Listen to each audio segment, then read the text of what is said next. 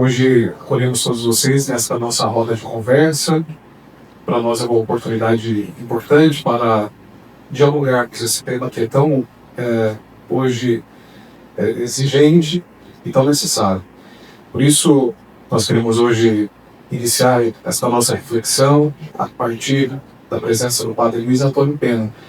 Ele que é sacerdote da Diocese de São João da Boa Vista. Atualmente é pároco da Paróquia Nossa Senhora da Luz, em Mogi Guaçu. Por seu trabalho na comunidade, foi reconhecido como cidadão guaçuano em 2023. E, além disso, além das suas funções paroquiais, é professor da Filosofia Política e Introdução à Filosofia no Instituto Coração de Maria. Padre Pena participa ativamente da Pastoral da Fé e Política, que é assessor diocesano, reforçando seu compromisso com a Igreja e a sociedade. Por isso, nós queremos acolhê-lo, ele que dará início, então, a esta nossa roda de conversas. Vamos acolhê-lo com uma salva de palmas.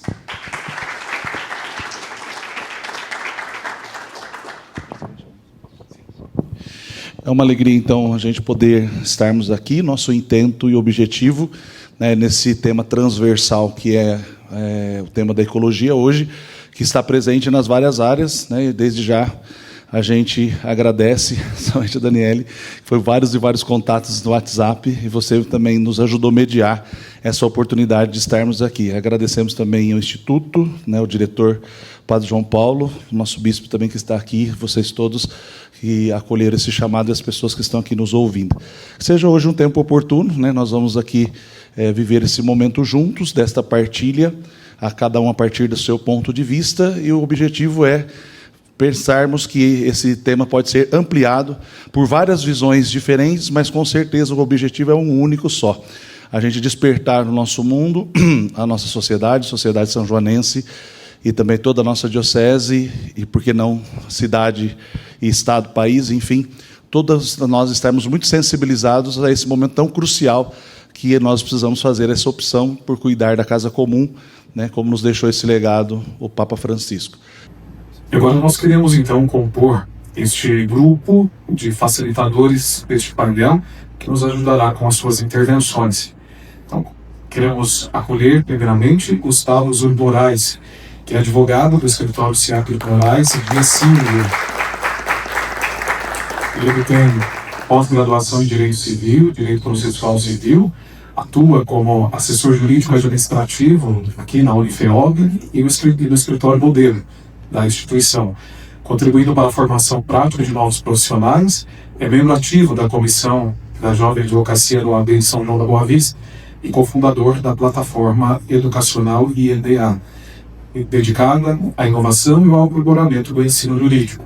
É reconhecido por sua dedicação ao desenvolvimento acadêmico e profissional, e Gustavo compartilha, então, hoje conosco a sua experiência, trazendo as reflexões dentro deste debate jurídico contemporâneo.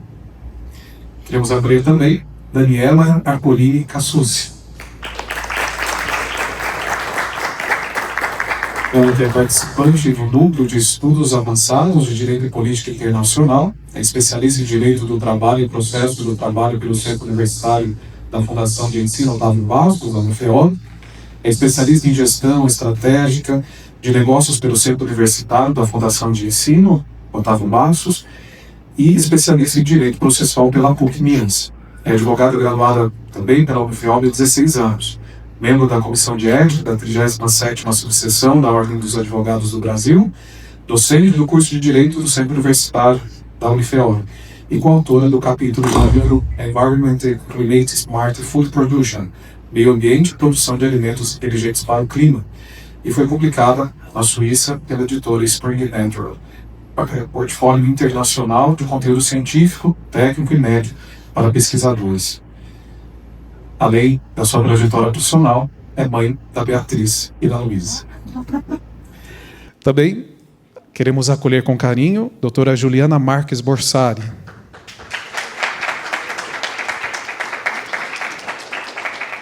Ela que é docente do curso de Direito da Unifeog desde 2012, onde também se graduou. É especialista em Direito Público, Processo do Trabalho, Direito do Consumidor, Direito Agrário e Direito Ambiental. Construiu uma trajetória marcada pela multidisciplinariedade e pelo compromisso com a formação jurídica. Mestre em Educação, Ambiente e Sociedade, Juliana alia a experiência acadêmica a uma prática profissional atuando de forma ativa na advocacia e na gestão institucional. Atualmente, aliás, já exerceu o cargo de vice-presidência da 37ª subseção da OAB, contribuindo com sua formação para o fortalecimento da advocacia e para o desenvolvimento da comunidade jurídica regional. Bem-vindos. Por fim, queremos acolher nosso bispo diocesano, Dom Eugênio Barbosa Martins. Ele que tem formação de filosofia pela Faculdade de São Bento de São Paulo e teologia pelo ITESP, também de São Paulo. Em 1984, ingressou na Congregação do Santíssimo Sacramento, os Sacramentinos, em 1988, ordenado sacerdote. Ao longo de sua trajetória, Dom Eugênio desempenhou diversos papéis importantes na sua congregação, como promotor vocacional, formador de novos membros, mestre de noviços, superior profissional e pároco, em diferentes localidades. Entre 2011 e 2023, exerceu o cargo de superior-geral da Congregação do Santíssimo Sacramento em Roma, sendo o primeiro brasileiro a ocupar essa função. Sua nomeação como bispo da Diocese de São João da Boa Vista foi feita pelo Papa Francisco, em 4 de janeiro de 2024, e tomou posse no dia 7 de abril do mesmo ano. Ele que é reconhecido pelo seu compromisso com a vida religiosa, missão eucarística e possui ampla cultura e nos ajudará neste debate. Então, mais uma vez, queremos acolher todos estes nossos irmãos com uma salva de palmas.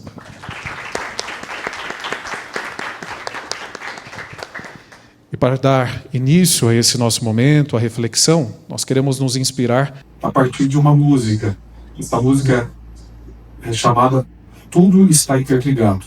Uma composição do padre Cirineu Mundo, ele que é missionário do Verbo Divino, e a canção aborda esta interconexão entre os seres humanos e a natureza, além de temas como o cuidado, o trabalho e a luta contra o egoísmo e a corrupção. Vamos ouvi-la.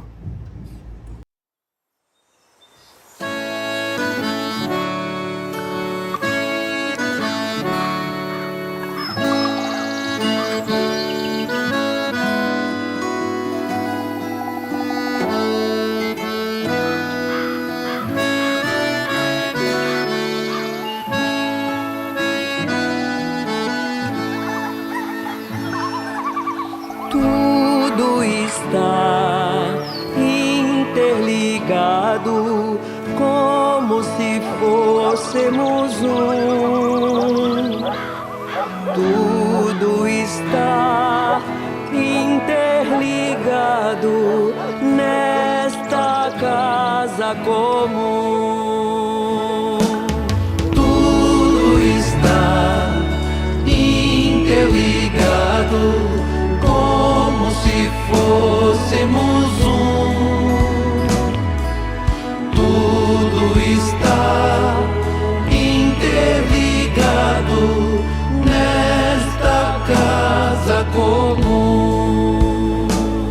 O cuidado com as flores do jardim, com as matas, os rios e mananciais.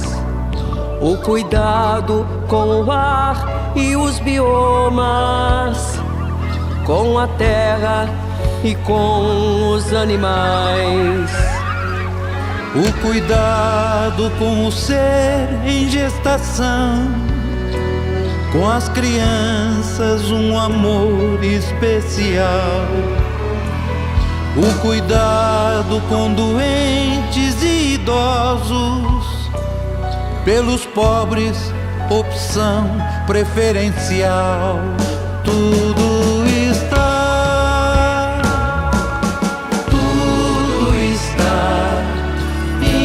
interligado, como se fôssemos um. Tudo está interligado nesta casa comum.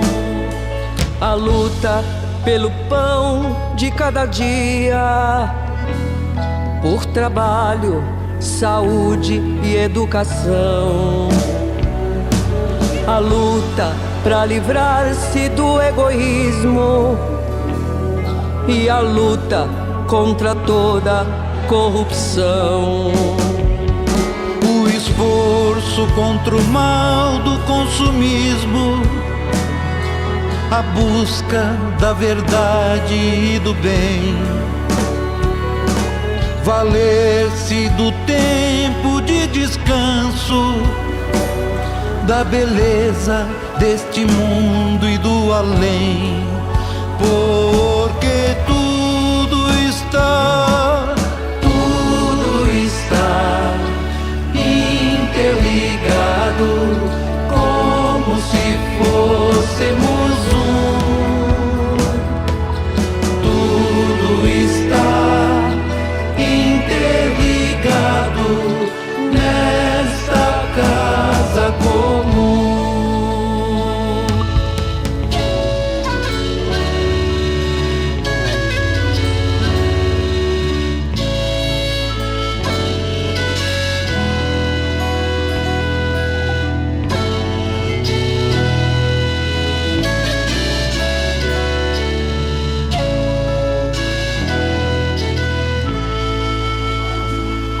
O diálogo na escola e na família, entre povos, culturas, religiões, os saberes da ciência, da política, da fé, da economia em comunhão. O cuidado pelo eu e pelo tu, pela nossa ecologia integral, o cultivo do amor de São Francisco, feito solidariedade universal, porque tudo está interligado, como se fôssemos um. Tudo está interligado nesta casa comum.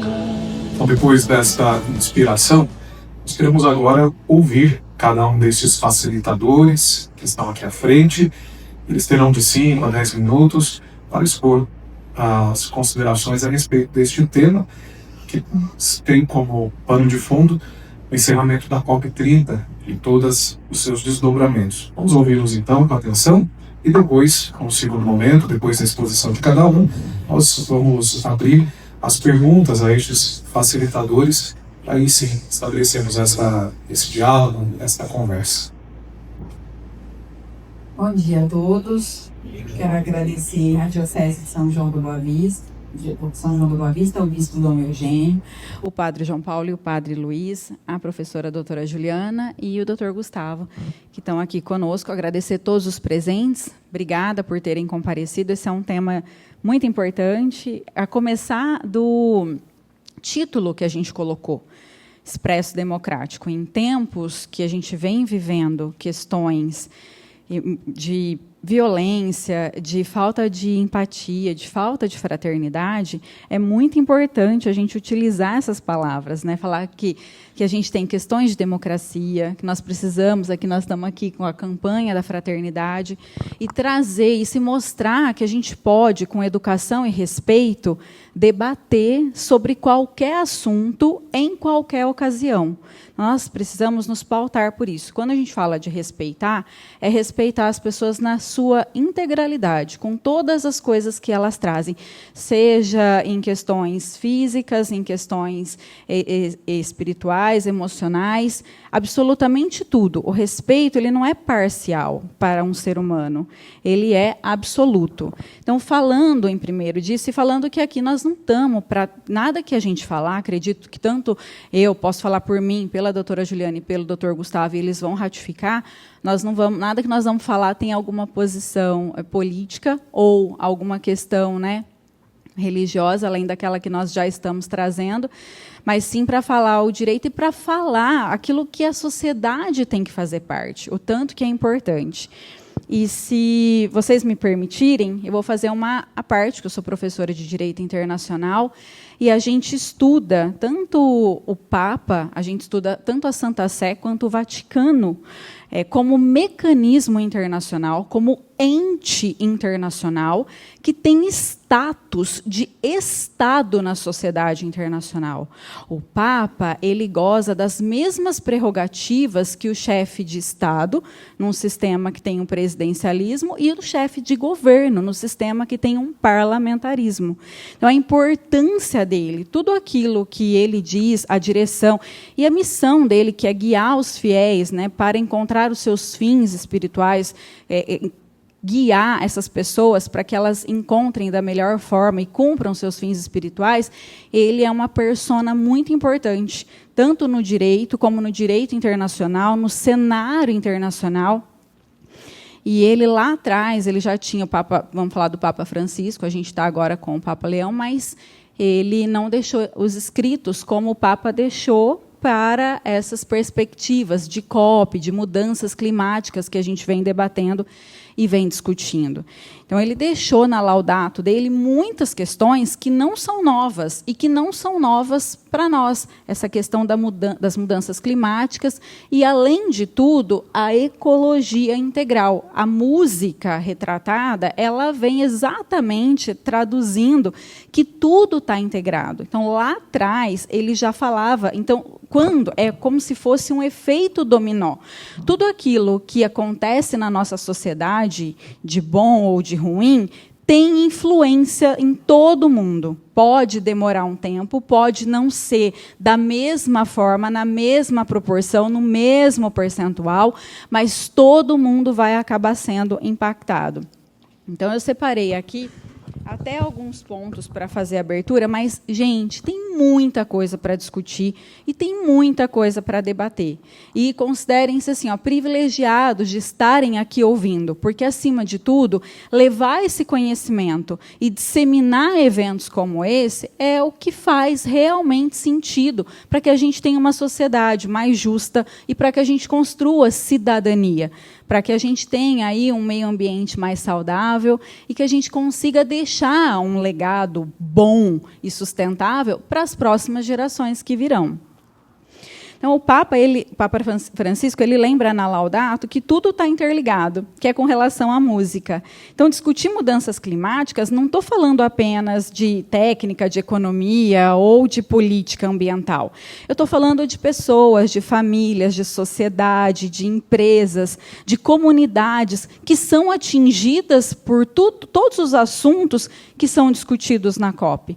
Quando nós fechamos os olhos para um assunto que está tão em alta, quanto cuidar do clima, quanto falar da sustentabilidade, quanto discutir essas questões, nós estamos fechando as portas para um futuro melhor para nós mesmos. Nós não podemos ignorar. Nós que estamos dentro de instituição de ensino, nós temos a obrigação e o dever de cada vez mais plantar essa semente do conhecimento, da curiosidade e de discussões como essa. E aí, o que mais que ele traz? Ele traz a COP, ela traz uma responsabilidade sem precedentes, muito grande para nós. E falando, né, do cenário escolhido, Belém, e aí trazendo um pouco de floresta amazônica, de clima, de tudo que foi debatido, nós já temos vários acordos e vários outros compromissos internacionais que não só o Brasil, mas que outros países assumiram e que é muito difícil de ser cumprido. E a gente tem que falar sobre isso. Como que nós vamos diminuir o efeito estufa? Como que a gente vai diminuir a emissão de gases? Há um tempo atrás, quando eu trabalhei nesse capítulo dos alimentos inteligentes para o clima, a gente pensa que é só o carro que gera combustão e que gera emissão para efeito estufa. E não é. Nós temos também a carne. A questão aí, né, do gado, dos bois, o processo entérico deles, e aí o grande Plínio que está aí, que eu já deixo um abraço e muito obrigada pela sua presença, que ele pode confirmar, esse processo entérico, a pecuária é responsável por 70% da emissão de gases que contribuem para o efeito estufa. E se isso não for solucionado, nós já tivemos um aquecimento de 1,5 graus, salvo engano, né, Ju, que a Ju pode, ela é especialista sobre isso, ela pode falar com mais propriedade. E a gente tende, com a COP, discutindo essas questões, retardar um pouco daquilo que já é previsto, vai acontecer. mas nós não podemos deixar chegar a esse ponto. Pecuária, 70%, emissão de gases poluentes ainda, com transporte, inclusive marítimo, que a gente acha que não tem emissão de gases, e tem transporte terrestre, que é um das que a gente mais consegue visualizar, que é a combustão do carro, que fica esses desenhos de antigamente na nossa cabeça, saindo aquela fumacinha poluindo. Isso aí representa de 15% a 20%. Mas nós temos muitos mecanismos que as pessoas não conhecem, para que a gente possa captar esses gases da atmosfera e minimizar os danos. Por isso que a floresta amazônica é tão importante. Ela tem uma corrente, né, que a gente não vê ali, constante de umidade, que migra as chuvas. E tem essa questão dos biomas. Se chover no lugar, se não produzir essa umidade no lugar certo, vai chover amanhã com um desastre no lugar errado. E nós temos muito mecanismo.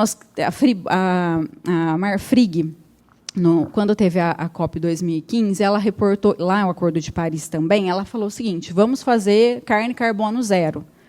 E tem determinadas plantas, reflorestar, plantar e etc., que conseguem captar esses gases, diminuir a emissão desses gases e, então, fazer com que seja um processo sustentável. E essas árvores, depois, poderiam e podem ser cortadas e serem aproveitadas pelos produtores da pecuária, pelos criadores de gado.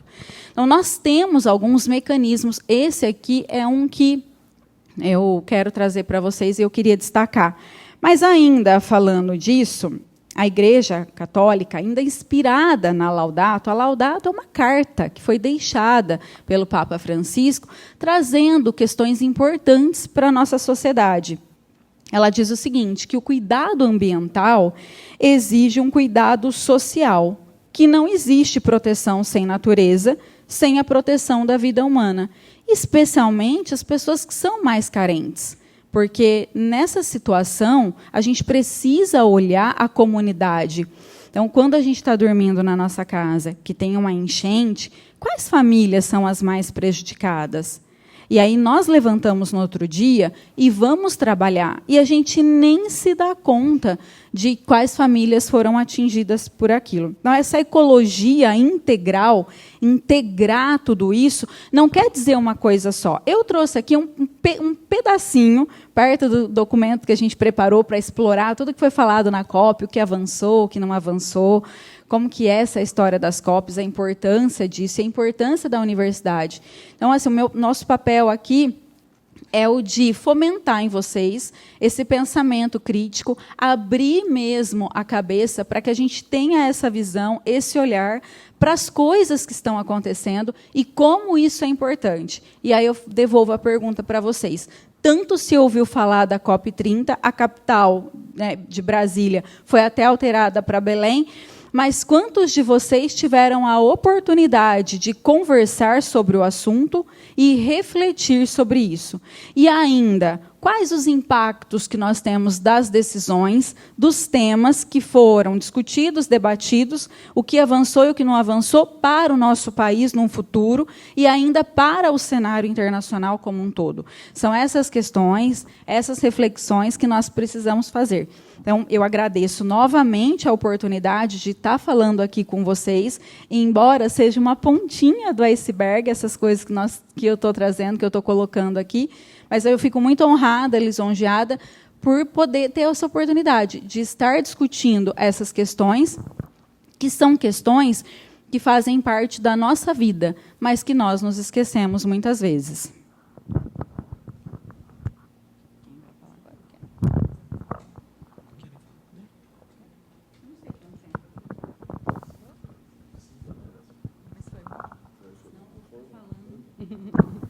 Bom, eu já vim aqui com um olhar um pouco mais voltado para as decisões da COP.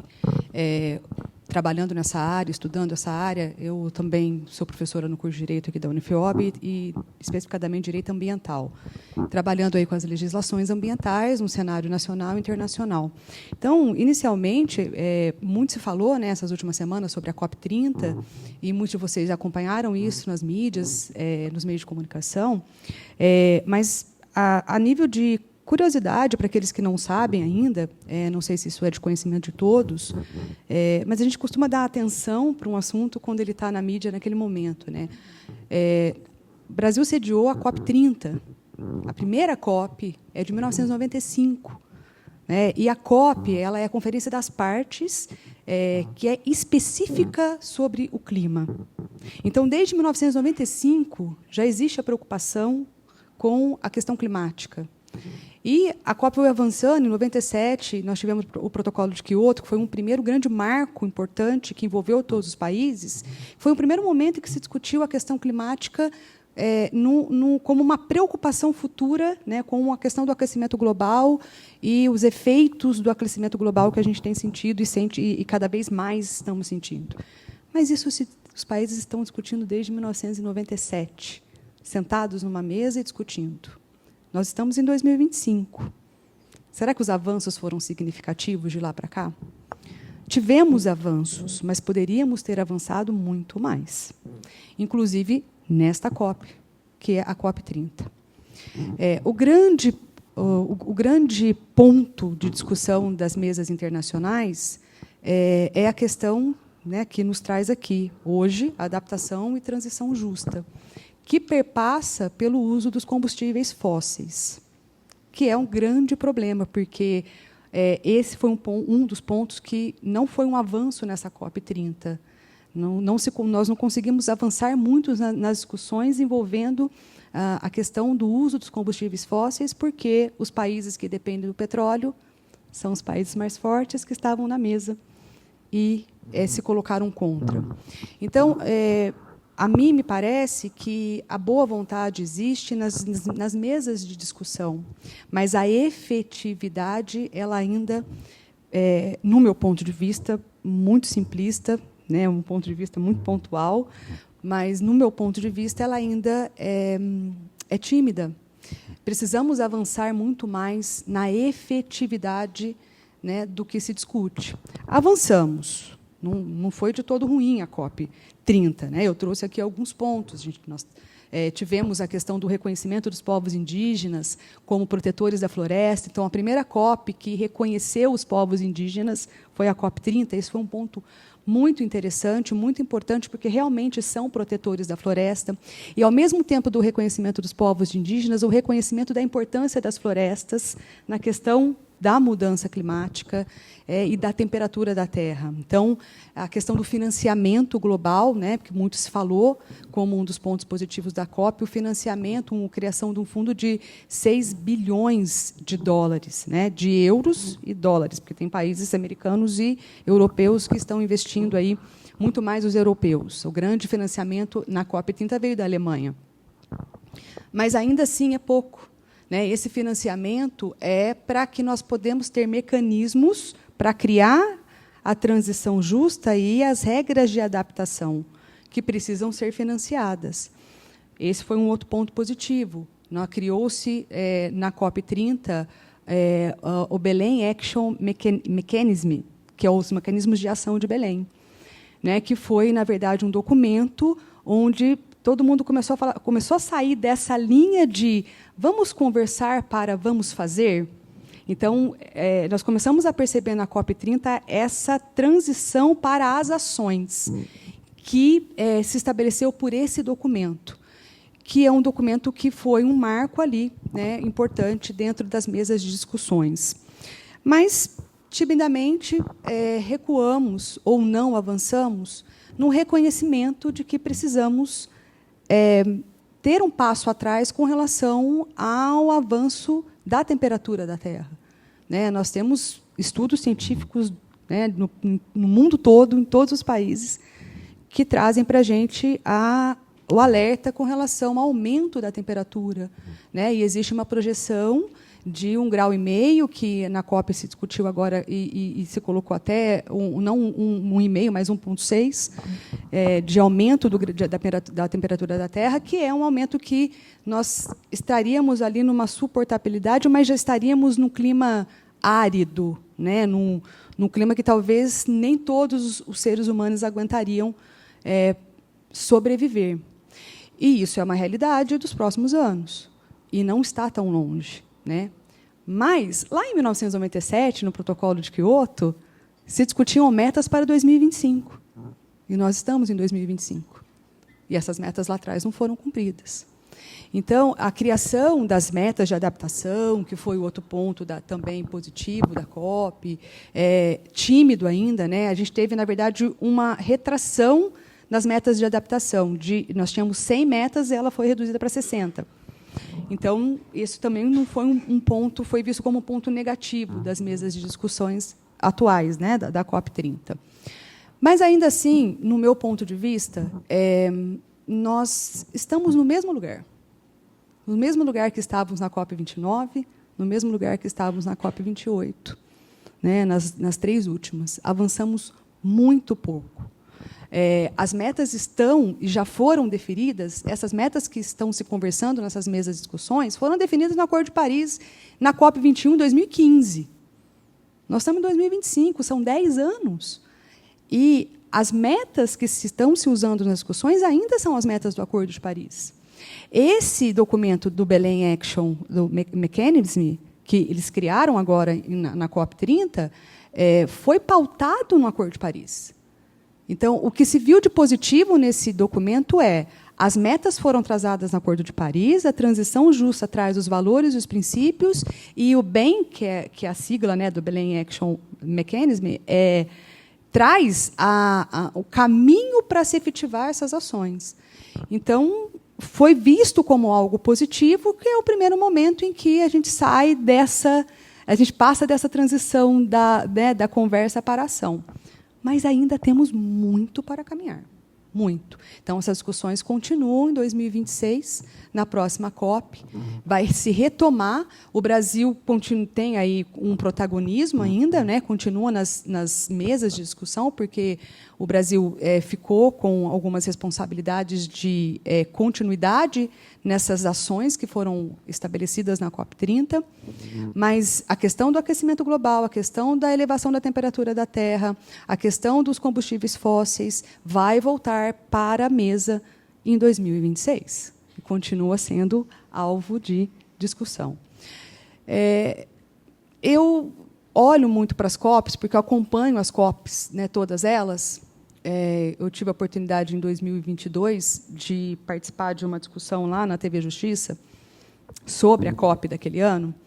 E, quando fui chamada a convite aqui, né, para vir falar, eu fui revisitar aquela entrevista que eu dei lá em 2022 e fiquei refletindo como realmente não saímos do lugar. Estamos no mesmo lugar. Né? Estou falando de 3 anos atrás. É recente? Mas, em 2022... estávamos falando, eu com uma outra professora da Universidade Federal de Minas Gerais, a UFMG, conversando sobre esses mesmos pontos. Então, a mim me parece que precisamos de efetividade. Mas estou falando da efetividade num cenário internacional, nos países, né, conversando e estabelecendo as suas políticas internas. Mas nós também, cada um de nós, precisamos entender o nosso papel nisso tudo. Então, de repente, eu já conversei com algumas pessoas que falam, mas o problema ambiental no mundo é tão grande, o que eu posso fazer? Né? O que eu posso fazer no meu mundo? Você pode fazer muitas coisas no seu mundo. Nós podemos fazer muitas coisas no nosso dia a dia, no nosso cotidiano. Nós podemos economizar o uso da água, nós podemos ficar atento com a questão da geração de resíduo, a questão do consumo, que eu ouvi a música falou da questão do consumismo. A questão do consumismo, que é exacerbado e cada vez mais, nós consumimos por consumir. Nós não consumimos porque nós precisamos. Nós não compramos porque nós precisamos. Nós compramos porque eu vi na loja bonita, eu quero.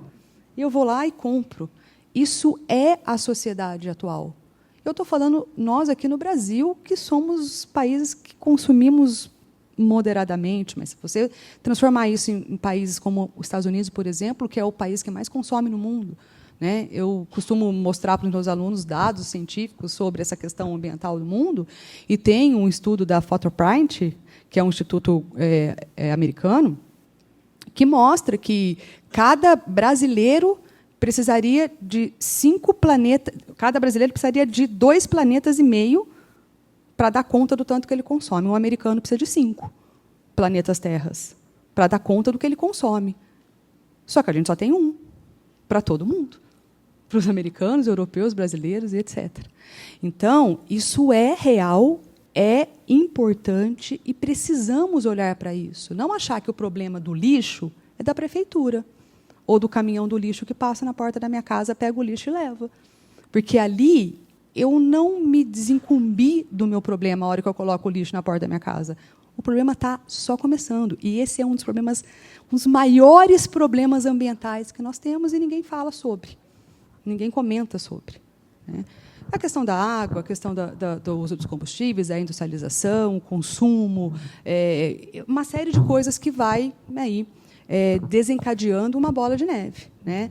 O consumo é algo que me preocupa muito, porque nós estamos desenfreadamente consumindo cada vez mais, e isso gera problemas não só com relação à geração de resíduo, mas problemas que impactam na questão da desigualdade social, né? E essa questão da transição justa que fala, que é o tema nosso aqui do debate, que foi um tema muito debatido na COP30, é a grande preocupação. Por que você fala dos financiamentos? Por que os países estão injetando dinheiro, não só na proteção da floresta, mas também criando mecanismos de adaptação?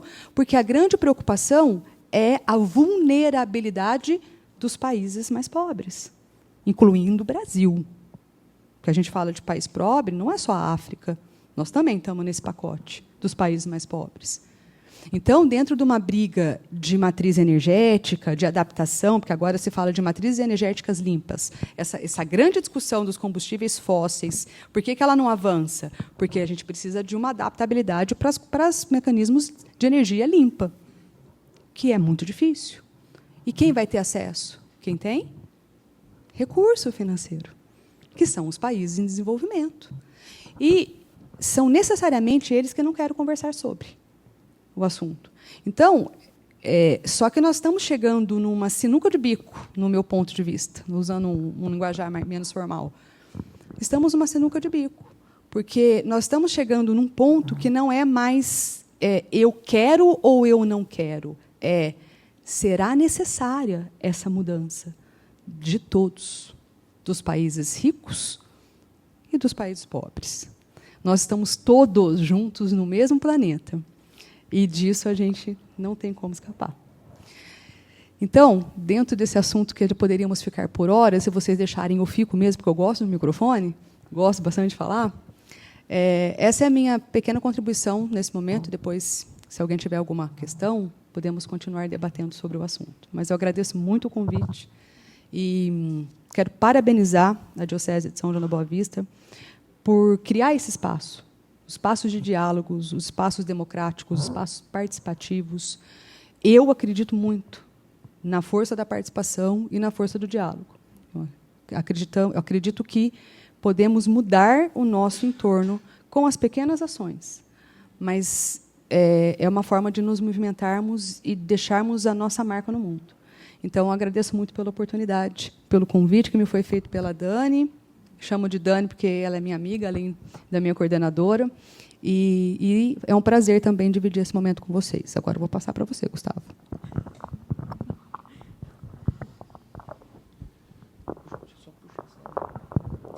Pessoal, muito bom dia. Como apresentado, meu nome é Gustavo.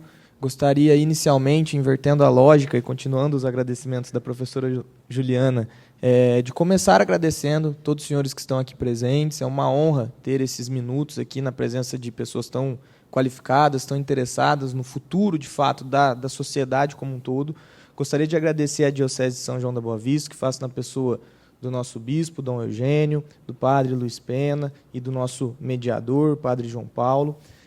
Falar que hoje não só é uma honra estar aqui e falar sobre esse tema, mas uma responsabilidade. E, para mim, essa responsabilidade se aumenta, uma vez que eu estou aqui do lado das minhas duas professoras. Me formei não há muito tempo, tive aula de Direito Internacional com a doutora Daniele, tive aula de Direito Ambiental com a doutora Juliana, e hoje estou aqui para tratar de Direito Ambiental no âmbito internacional. Então, estou sob vigília aqui, espero que tenha aprendido e possa demonstrar o que aprendi com as senhoras e com os demais durante a vida. E também começar fazendo algumas reflexões. Conversávamos logo que chegamos hoje cedo aqui com o Dom Eugênio, E uma coisa que muito me admirou é que as pessoas vinculadas à Igreja Católica, principalmente os sacerdotes, têm como vocação a fala, trazer as massas, trazer informação, evangelizar. Mas também há uma característica muito importante, que é a característica do saber ouvir.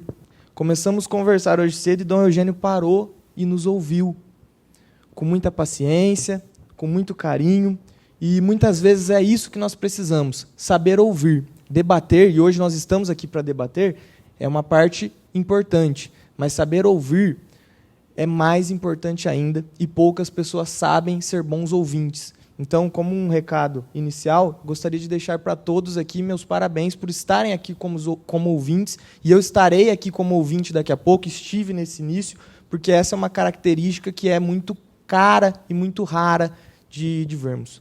Sobre o tema especificamente, até para não me alongar nessa parte propedêutica, eu preparei 3 aspectos aqui para falar com vocês. Então, eu vou falar um pouquinho sobre o histórico dessa discussão sobre desenvolvimento sustentável e, principalmente, os ODS, Objetivos de Desenvolvimento Sustentável da ONU, pegando o gancho do que a professora Juliana falou. Falarei um pouquinho da responsabilidade da universidade, como alguém que me formou há pouco tempo e alguém que trabalha na universidade, para que isso seja implementado, e finalizarei com alguns comentários sobre a COP30, que depois serão fechados com muita maestria, tenho certeza, pelo Dom Eugênio. Inicialmente, eu gostaria de falar que esse tema é um tema atual, então todos estamos ouvindo, mas como trazido pela professora Juliana, ele não é um tema novo. Hoje nós temos esses estudos que apontam que nós estamos prestes a ter um aumento de 1,5 grau na nossa temperatura média.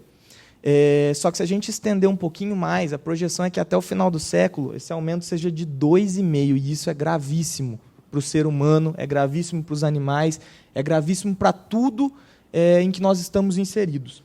E essa discussão não é de agora. No discurso inaugural da COP30, o presidente Lula trouxe uma fala de que a COP voltava para casa. Porque, muito embora a primeira COP não tenha sido aqui, como a professora Juliana falou, a primeira discussão desses eventos climáticos globais foi na Eco 92, que foi no Rio de Janeiro. Então, nós tivemos a oportunidade de trazer de volta para casa essa discussão tão importante, mesmo diante de diversas críticas, de diversas falhas, que são, muitas vezes, infundadas e, em outras hipóteses, são fundadas, mas nós trouxemos de volta para cá, e no seio da floresta amazônica, essa discussão que é tão importante. Dentro disso, no Acordo de Paris, que já foi trazido aqui de forma maestral pela professora Juliana e professora Daniele, nós tivemos alguns avanços nessa área. E alguns dos avanços nesse mesmo ano de 2015 são os Objetivos de Desenvolvimento Sustentável. O que é isso e o porquê que eu estou fazendo esse link? Os Objetivos de Desenvolvimento Sustentável são 17 objetivos estipulados pela ONU, com os países da nação que aderiram a este tratado, que eles devem seguir, a priori, até 2030, para a melhoria do desenvolvimento, mas não só do desenvolvimento sustentável, de forma ecológica, de forma eficaz. Alguns desses objetivos, como exemplo, trazem a necessidade de paz, justiça e instituição eficazes, diminuição de emissão de gases do efeito estufa, e nós já estamos em 2025, 10 anos depois da fixação desses objetivos. O prazo inicial era 2030, e nós não avançamos substancialmente. Houve uma tentativa de avanço, há melhorias de quando começou para hoje, mas nós não conseguiremos bater a meta de 2030, e isso eu falo com muita tranquilidade. Muito embora a gente precise continuar discutindo e precise de mecanismos para amplificar isso. E dentro dessa linha, eu gostaria de entrar aqui no Brasil, especificamente, o papel que tentou se fixar para as universidades para ampliar esse debate, para tentar melhorar a forma na qual essas questões são abordadas. Desde 2014, eu me permiti anotar aqui, no Plano Nacional de Educação, houve uma regulamentação que obrigou que todas as universidades trouxessem os chamados projetos de extensão. Isso só foi regulamentado em 2019, por meio de uma resolução, e começou a entrar em prática em 2023. Mas o que isso significa? Todas as instituições de ensino do Brasil hoje, sejam elas públicas, privadas, autárquicas, qualquer que seja o viés dela, por lei, são obrigadas a fazer o que nós chamamos de projeto de extensão, que é trazer o conhecimento de dentro da sala de aula para fora da sala de aula, para a sociedade de modo geral. Mas qual conhecimento? Não é qualquer conhecimento. É algum conhecimento que esteja diretamente vinculado aos Objetivos de Desenvolvimento Sustentável, as ODS, que a gente chama, que nós discutimos há poucos segundos.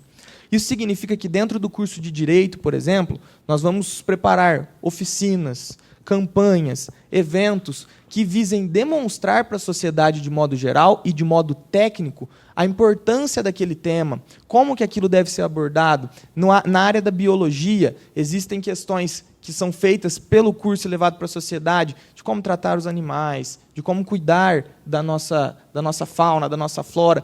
Então, a universidade hoje assumiu esse papel de protagonismo, que ajudou, que disseminou esse conhecimento, mas que não é suficiente.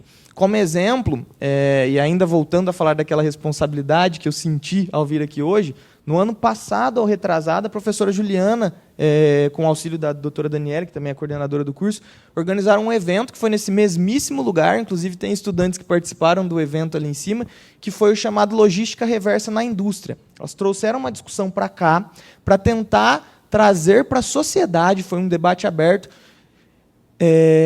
soluções de logística para que as indústrias pudessem otimizar a sua produção de forma sustentável. Então, é uma coisa que a universidade tem fomentado muito, que tem auxiliado, mas ainda está longe de ser o ideal.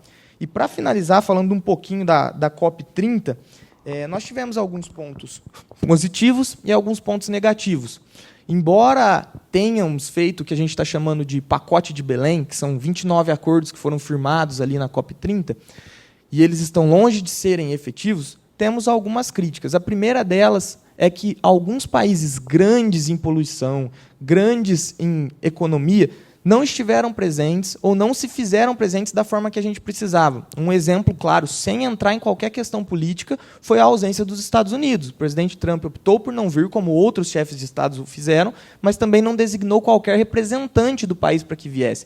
E os Estados Unidos, hoje, junto com a China, são os maiores consumidores, são responsáveis por grande parte da emissão dos gases que hoje assolam a sociedade. Então, essa ausência estratégica já descredibilizou e causou algumas críticas iniciais à COP30, embora os temas tratados aqui fossem tão importantes. Quanto aos pontos principais, a gente teve, dessa vez, a fixação da importância dos indígenas para proteger as florestas, como protetores da floresta, a necessidade de aumento das áreas que são ali cuidadas por eles, e a gente teve alguns pontos fracos. Embora no discurso inicial do presidente Lula ele tenha falado muito da emissão de gases e da necessidade de cessação dos gases carbônicos, necessidade de cessação do desmatamento, no texto final não houve nada que falasse disso. Não houve uma questão efetiva contra os combustíveis fósseis. Ele trouxe aquela ideia de que ia ser discutido e nada foi feito no fim. Então, essa é uma crítica que a gente tem recebido, que, no fim das contas, embora tenha atingido alguns objetivos, demonstra a prevalência do que a gente chama de mentalidade calculante. Aqui eu faço uma aspas para citar esse princípio que eu ouvi pela primeira vez no simpósio que foi feito pela Igreja Católica, pelo arcebispo de Manaus, Dom Leonardo Steiner,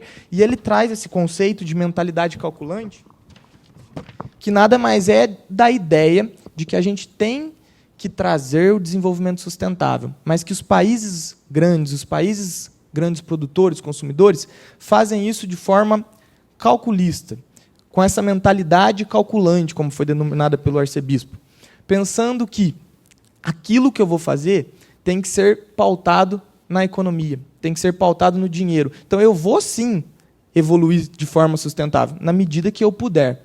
Porque eu estou priorizando o lucro, eu estou priorizando a evolução. E nem sempre essa deveria ser a nossa mentalidade. A gente não tinha que ter a mentalidade calculante, mas sim a mentalidade ecológica. Para que, sim, a gente busque lucro, mas dentro de uma ecologia, incluindo as pessoas mais simples, incluindo os países subdesenvolvidos, que são aqueles que mais sofrem com esses debates. Então, encerro aqui essa parte inicial, passo para o Dom Eugênio.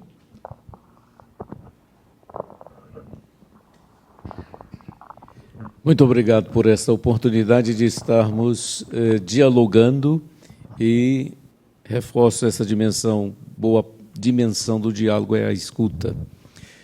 E me fez recordar também uma passagem bíblica que estar aqui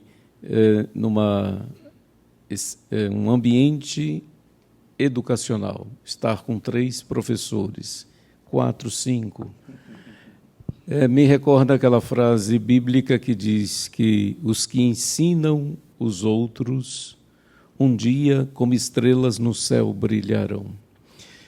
E essa luz que brilha em nós, pelo menos na nossa perspectiva cristã, não é luz própria, né? É a luz que a gente adquire da troca de experiências, é a luz que a gente adquire de uma experiência de fé no Cristo, que é a luz para nós. Então, que vocês continuem, né, iluminando e brilhando para ajudar algumas consciências a se abrirem. Retomando a fala original da professora Daniela, o Vaticano, como Estado, que nós o reconhecemos como Santa Sé, em 2010 celebrou com o governo brasileiro um acordo. Nesse acordo ficou muito bem firmado as posições. O Brasil reconhece a laicidade do Estado brasileiro. E como referência de laicidade significa que é um Estado que é capaz de dialogar com as diferenças religiosas. Então não é a definição de um Estado laico, não é um Estado ateu, mas é um Estado aberto ao diálogo com as diferenças religiosas. Isso para nós é um dado importante, porque nós lidamos hoje com teocracias que interferem também na discussão do tema que nós estamos vivendo.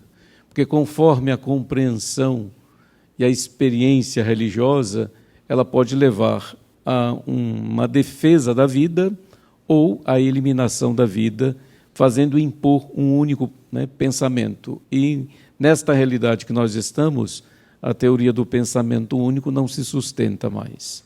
Então, nesse sentido, reforço aqui a posição como Igreja Católica de abrir espaços de reflexão, de discussão com os diferentes segmentos da realidade da sociedade.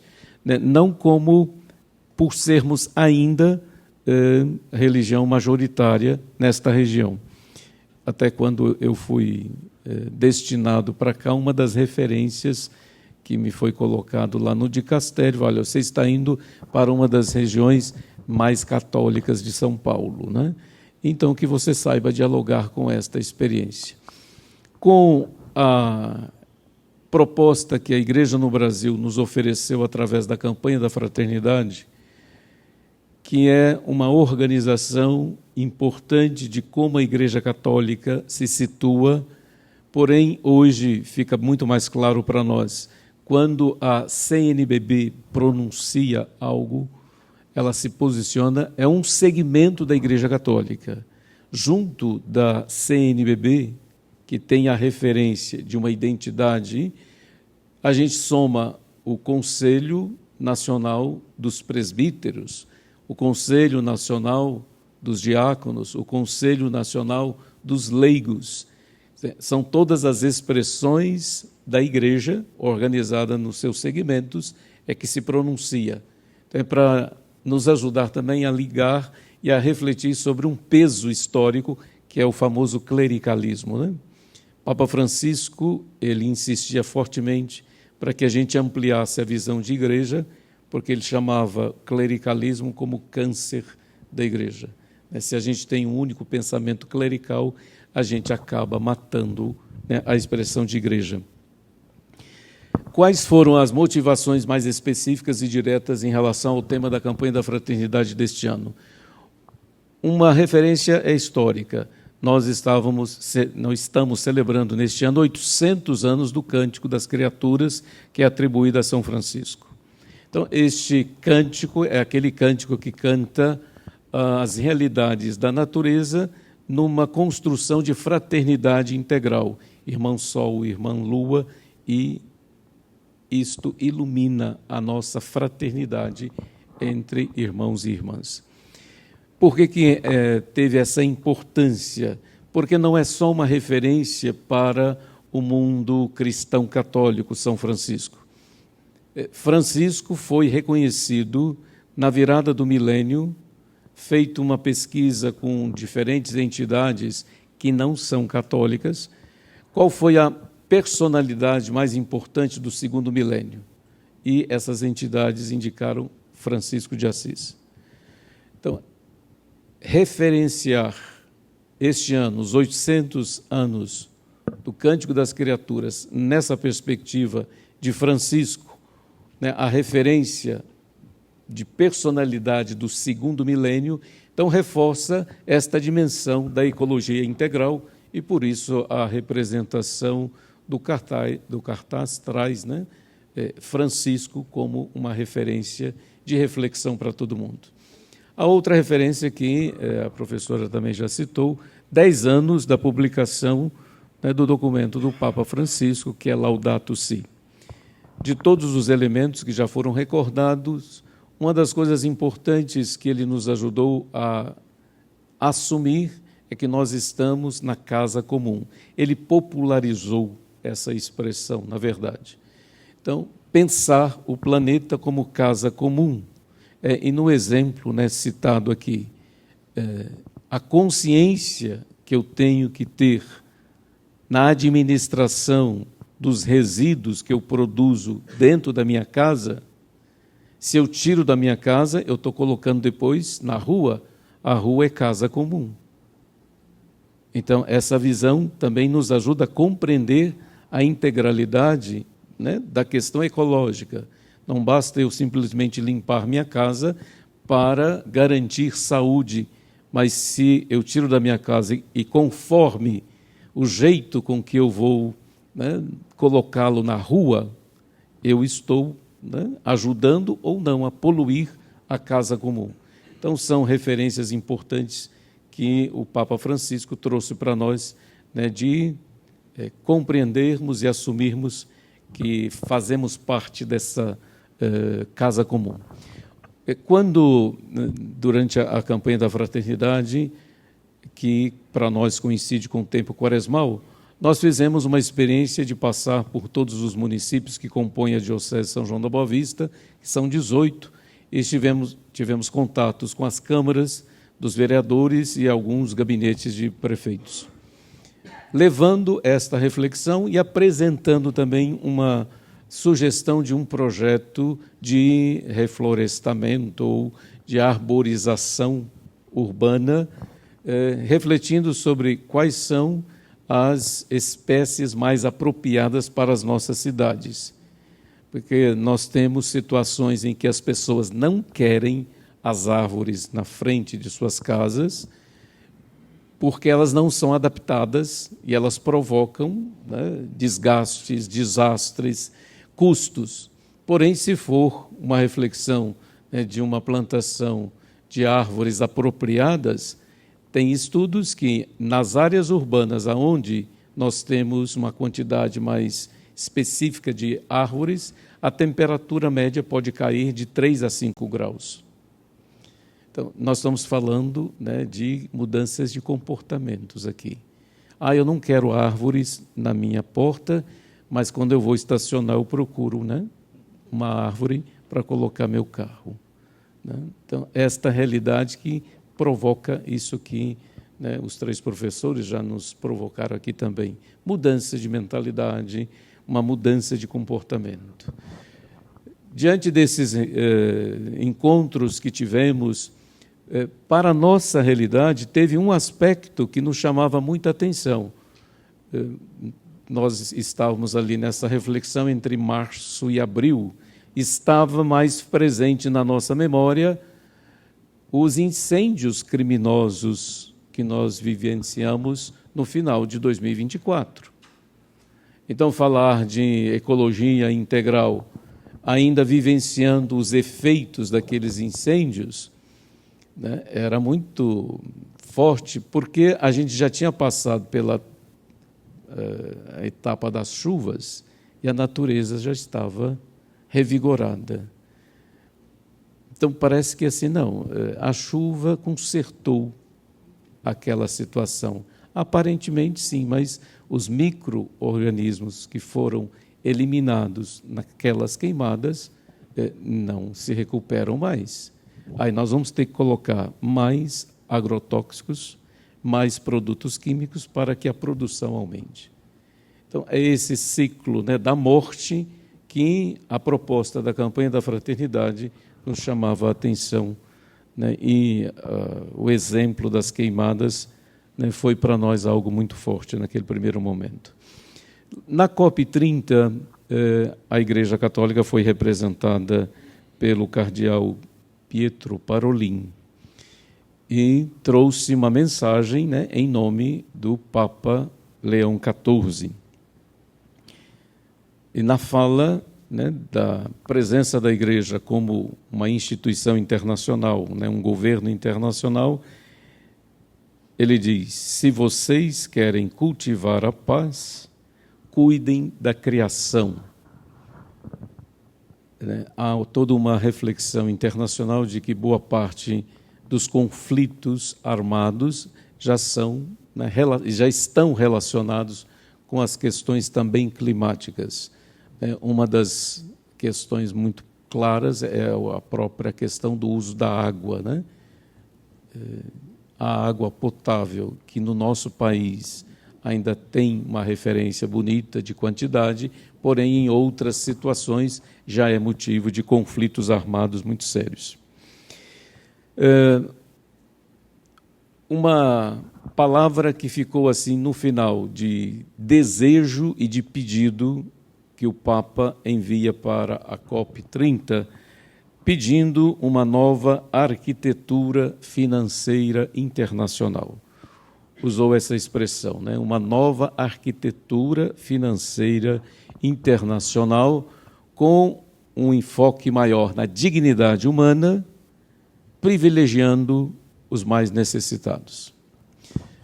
Falar disso, né, é tocar, né, num ponto assim muito forte. Por que e aí a crítica do texto também do Parolin aparece, que desejando que as decisões desta COP fossem colocadas em prática, que é isso que a senhora recordava, né?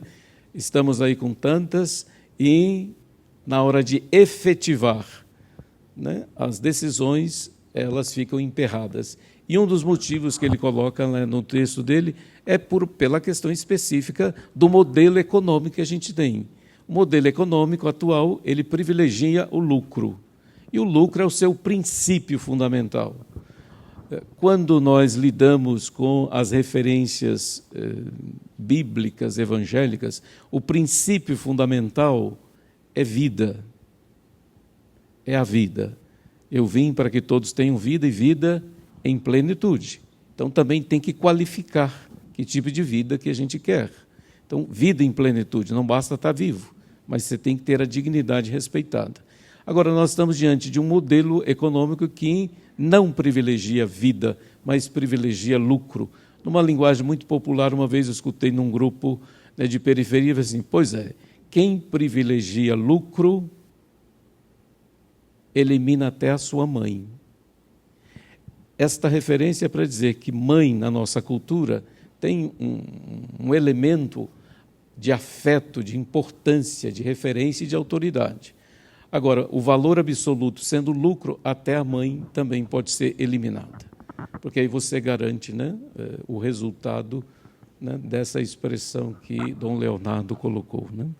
Então, essa referência para nós é muito importante, né, que o Papa pede. Se nós queremos realmente, né, construir, né, uma relação de dignidade, de fraternidade, de ecologia integral, é necessário uma nova arquitetura econômica, financeira internacional, que não seja baseada, né, no lucro. Então, dessa forma, nós queremos continuar ampliando nossas reflexões e, mais do que isso, nós cristãos escutamos muitas vezes aquela palavra de Jesus: não basta dizer Senhor, Senhor, se não se escuta a palavra e coloca em prática. A prática desta vida, a prática desses conceitos, desta consciência, é que pode hoje fazer esta diferença para nós. Enquanto nós não estávamos lidando com efeitos climáticos tão desastrosos no Brasil, parecia uma coisa mais distante. Mas os desastres do Rio Grande do Sul, este furacão que passou aqui em Santa Catarina, isso, algo impensável para a realidade brasileira, faz parte agora da nossa realidade. Então, que esses sinais, nós lidamos, né, na expressão de fé com muitos sinais, que esses sinais nos ajudem, né, a dar passos um pouco mais consequentes. Nós queremos agradecê-los com uma salva de palmas.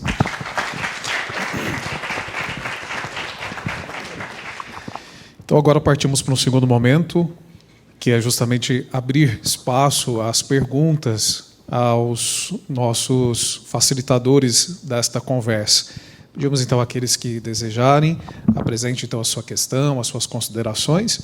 Pedimos que não sejam todas questões voltadas a uma única pessoa, mas que abramos este diálogo a todos os que estão aqui envolvidos, aos facilitadores que nos ajudam nesta roda de conversas.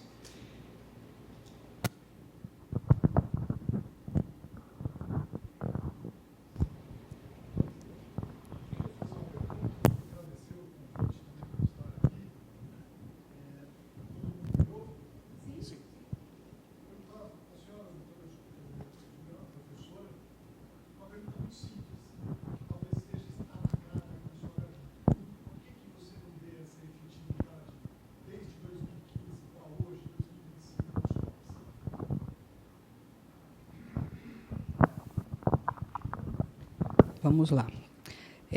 Talvez tenha me expressado erroneamente. Existiu um avanço. Isso é inegável, né? Não podemos dizer que estamos no mesmo lugar que estávamos em 1995. Mas eu creio que essa questão que o Dom Eugênio coloca, essa questão que também foi trazida aqui pela doutora Daniela e pelo Gustavo, tem um ponto focal nessa minha percepção, tá? Que é a questão do lucro, efetivamente, sobressaindo nas mesas de conversa, né? Porque você pensar em países que estão deliberando numa mesa de conversa, num cenário internacional, para mim, poderíamos avançar muito mais, poderíamos efetivar muito mais as discussões no cenário internacional e depois internamente, porque, a partir daquelas discussões que acontecem ali, os países transformam isso em políticas públicas internas, dentro da sua realidade. O Brasil tem, todo mundo aqui, acredito que saibam, alguns não, mas, para quem conhece um pouco mais da área jurídica ambiental, a nossa legislação ambiental ela é uma das mais efetivas do mundo, mundialmente falando. Aliás, copiada por alguns países, inclusive, não é? Temos os nossos desafios internos, como cada país também tem seu desafio interno. O desafio interno do Brasil é o nosso território, que é expansivo. Nós temos muita dificuldade internamente no Brasil com a fiscalização da nossa legislação.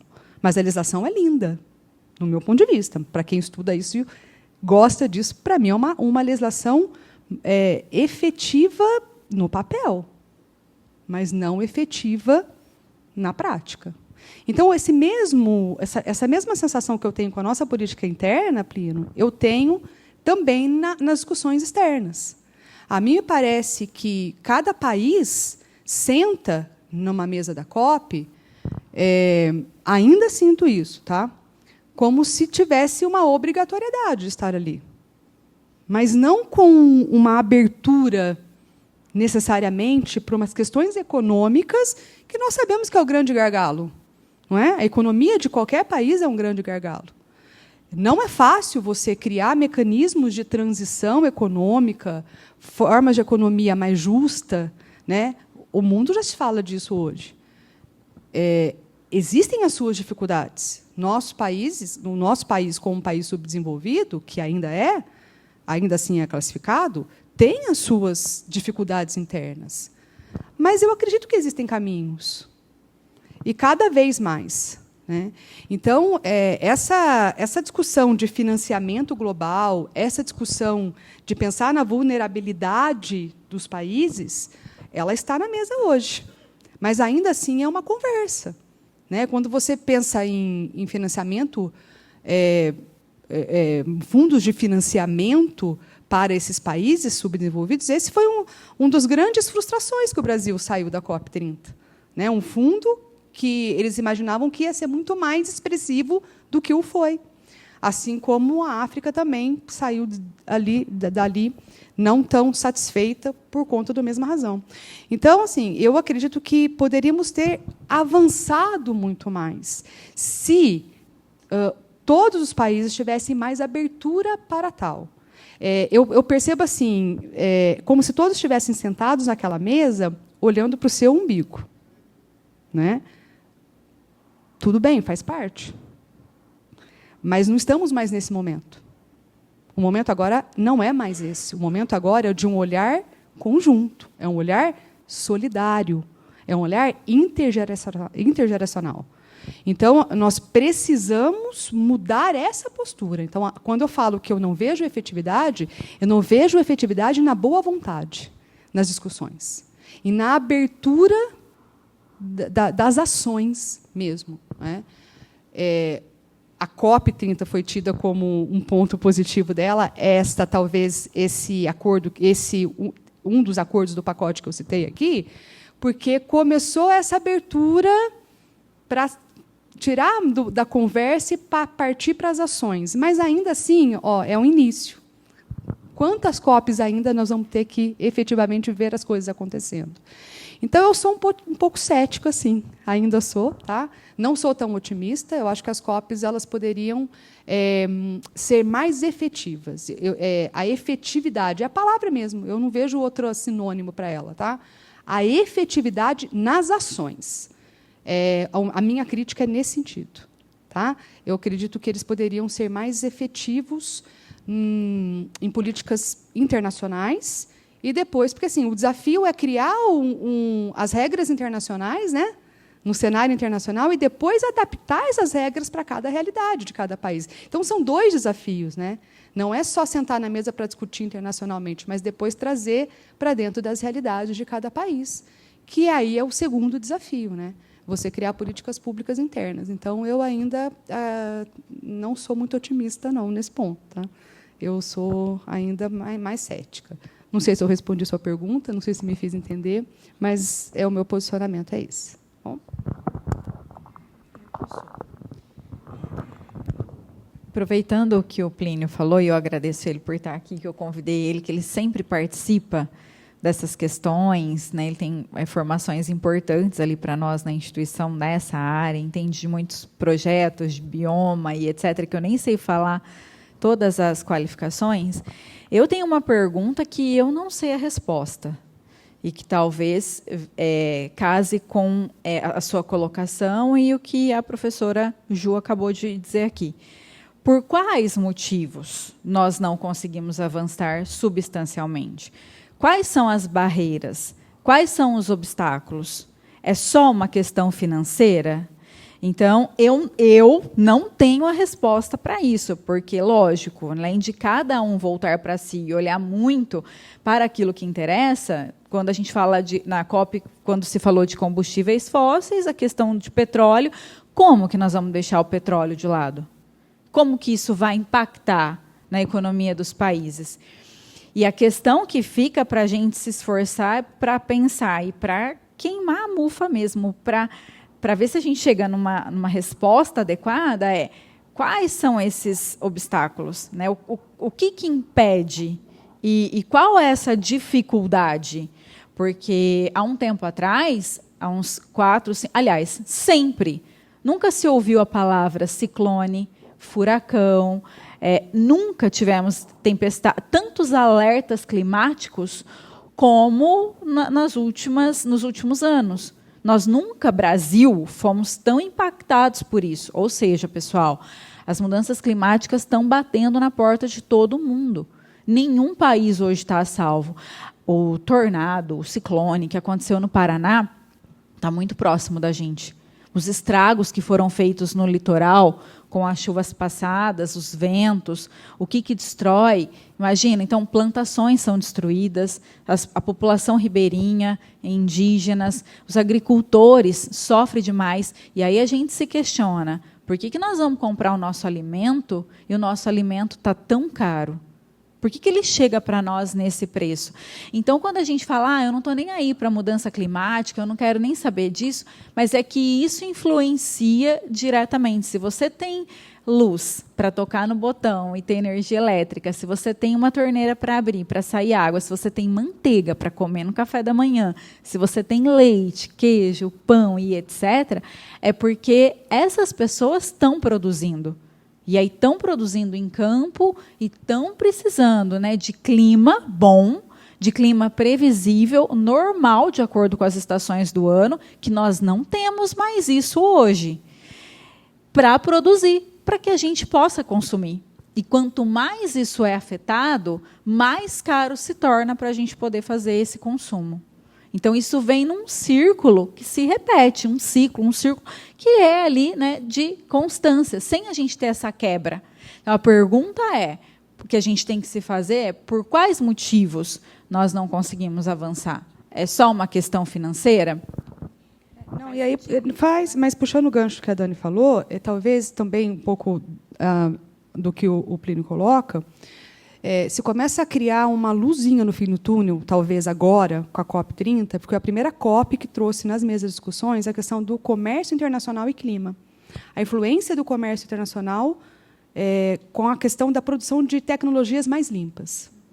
Então, quando você começa a trabalhar com a questão do comércio internacional, talvez você comece a chegar na questão da economia, seja um caminho para você começar a discutir a questão econômica.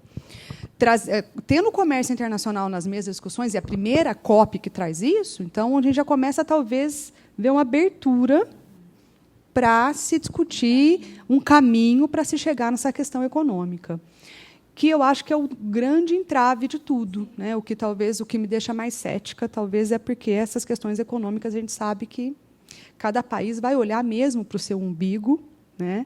E cada país quer defender a sua estrutura econômica, o seu modelo econômico e o seu modelo de desenvolvimento. Enquanto a questão climática tiver que entrar nesse aspecto econômico dos países, aí a gente começa a ter problema. Mas, talvez, trazendo essa linha do comércio internacional, a gente pode começar a ver uma luz no fim do túnel aí. Só um elemento aqui. Quando a senhora recorda a questão dos países vão ficar preocupados com a sua realidade, nós, como igreja, a gente tem debatido muito a concentração financeira hoje. Então, quando a gente fala os países, o Brasil ele tem uma elite, né, que concentra, né, mais de não sei quantos % da riqueza. Então, assim, quando a gente fala dos países, a gente está falando de elites desses países que estão determinando, né, não só as questões econômicas, mas também as questões políticas. Então, esse é um elemento que não é fácil, né, de um posicionamento, porque se a gente se posiciona em algumas realidades assim, aí a gente vai ser classificado ou de um lado ou de outro, né? Mas não se pensa um pouco além, que nós estamos falando de preservação, né, de um planeta. E, ao mesmo tempo, tem uma outra reflexão importante disso que o Dudu Angênio acaba de colocar, que é a concentração de muito dinheiro, de riqueza na mão de poucos, e muitos na pobreza e na vulnerabilidade, que são os mais atingidos pela transição, né, climática, pela mudança climática. Então, enchente, a questão da água, a questão do fogo, né, tudo isso que já foi colocado aqui, atinge primeiramente quem?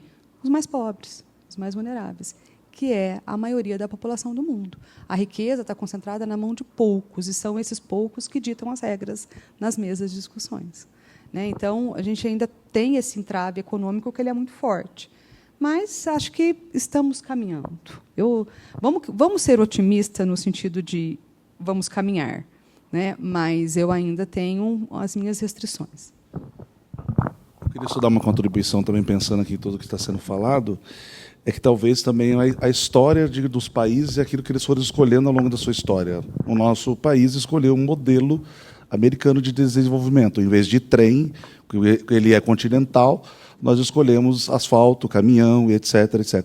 Então, isso traz toda uma consequência, e a reversão disso hoje, até hoje, a gente não conseguiu reverter esse posicionamento, quanto que a Europa é um outro modelo completamente diferente, o que até ameniza na questão do impacto ambiental, né? Mas hoje, quando a gente fala que na questão econômica, né, realmente é uma escolha de modelos, porque eu tenho assistido muito algumas reportagens sobre a China, por exemplo, né, eles praticamente estão, apesar de também, né, queimar carvão, eles têm as suas deficiências, isso também, obviamente, mas, de uma certa forma, com essas energias renováveis, eles avançaram muito, eles estão muito à frente de muita gente. E, no começo, quando as reportagens eram feitas lá atrás, historicamente, era um modelo caro.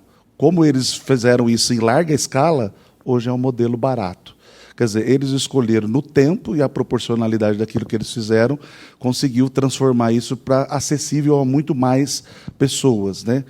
Por isso que leva um tempo, mas se não tivermos escolhas determinantes, né, de ações concretas, aí a gente fica patinando mesmo em certos assuntos que a gente pode não avançar. Então, acho que escolhas de modelos, e aí sim, para nós que acreditamos naquilo que a igreja nos ensina, né, que priorizem mais o ser humano do que o lucro, pode-se ganhar menos, mas pode-se ter muito mais vida.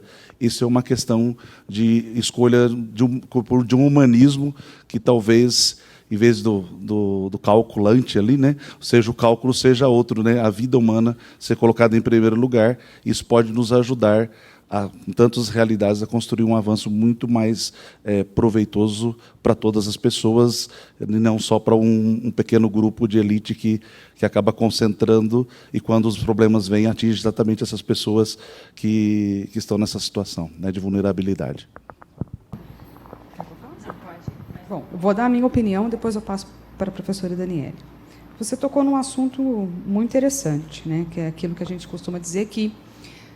Aí eu vou te dar o meu olhar de advogada, jurista, que estuda a parte legislativa, né, legal. A lei, ela é linda no papel, né? Quando você olha, a gente tem uma legislação no Brasil que chama Estatuto da Cidade. É uma legislação que trabalha o planejamento urbano de todas as cidades. Toda cidade que tenha mais de 30 mil habitantes, é obrigatório ter um Estatuto da Cidade, que essa lei é de 2006, depois... ela continuou, e ela tem lá uma série de determinações. Um dos pontos dessa lei é o planejamento urbano sustentável. Então, quando você fala de planejamento urbano, você está pensando em organizar uma cidade. Então, é olhar para uma cidade e você ter ali o espaço residencial, o espaço industrial, né, a área ambiental, os espaços verdes, as áreas verdes, tudo definido num plano. É lindo, né? Quando você olha para uma lei de 2006. Mas o modelo urbano brasileiro vem de quando? Do século. As cidades nasceram à beira do rio. São João da Boa Vista é uma cidade. É um exemplo disso, para quem é daqui e mora aqui sabe do que eu estou falando. E todas as cidades foram construídas em volta de um rio. E como que você organiza uma cidade que já está posta, que já existe? Então, é um desafio muito grande para as prefeituras. É muito bonito você falar do governo federal, que repassa a verba para o governo estadual e que vai chegar aqui na ponta, que é a prefeitura. E aí eu digo para você que é um grande desafio enorme, porque as prefeituras hoje têm um orçamento que parte dele é voltado para a educação, parte voltada para as questões básicas, né? Saúde, educação, e nós sabemos que são verbas que já vêm, a gente chama de verbas carimbadas, né, que são verbas destinadas. Aquele percentual do orçamento é para a educação, aquele percentual é para a saúde, aquele percentual é para a administração pública, o que sobra, nós vamos tentar ver o que é mais urgente aqui. E a questão ambiental nunca foi uma questão mais urgente. Hoje ela passa a ser.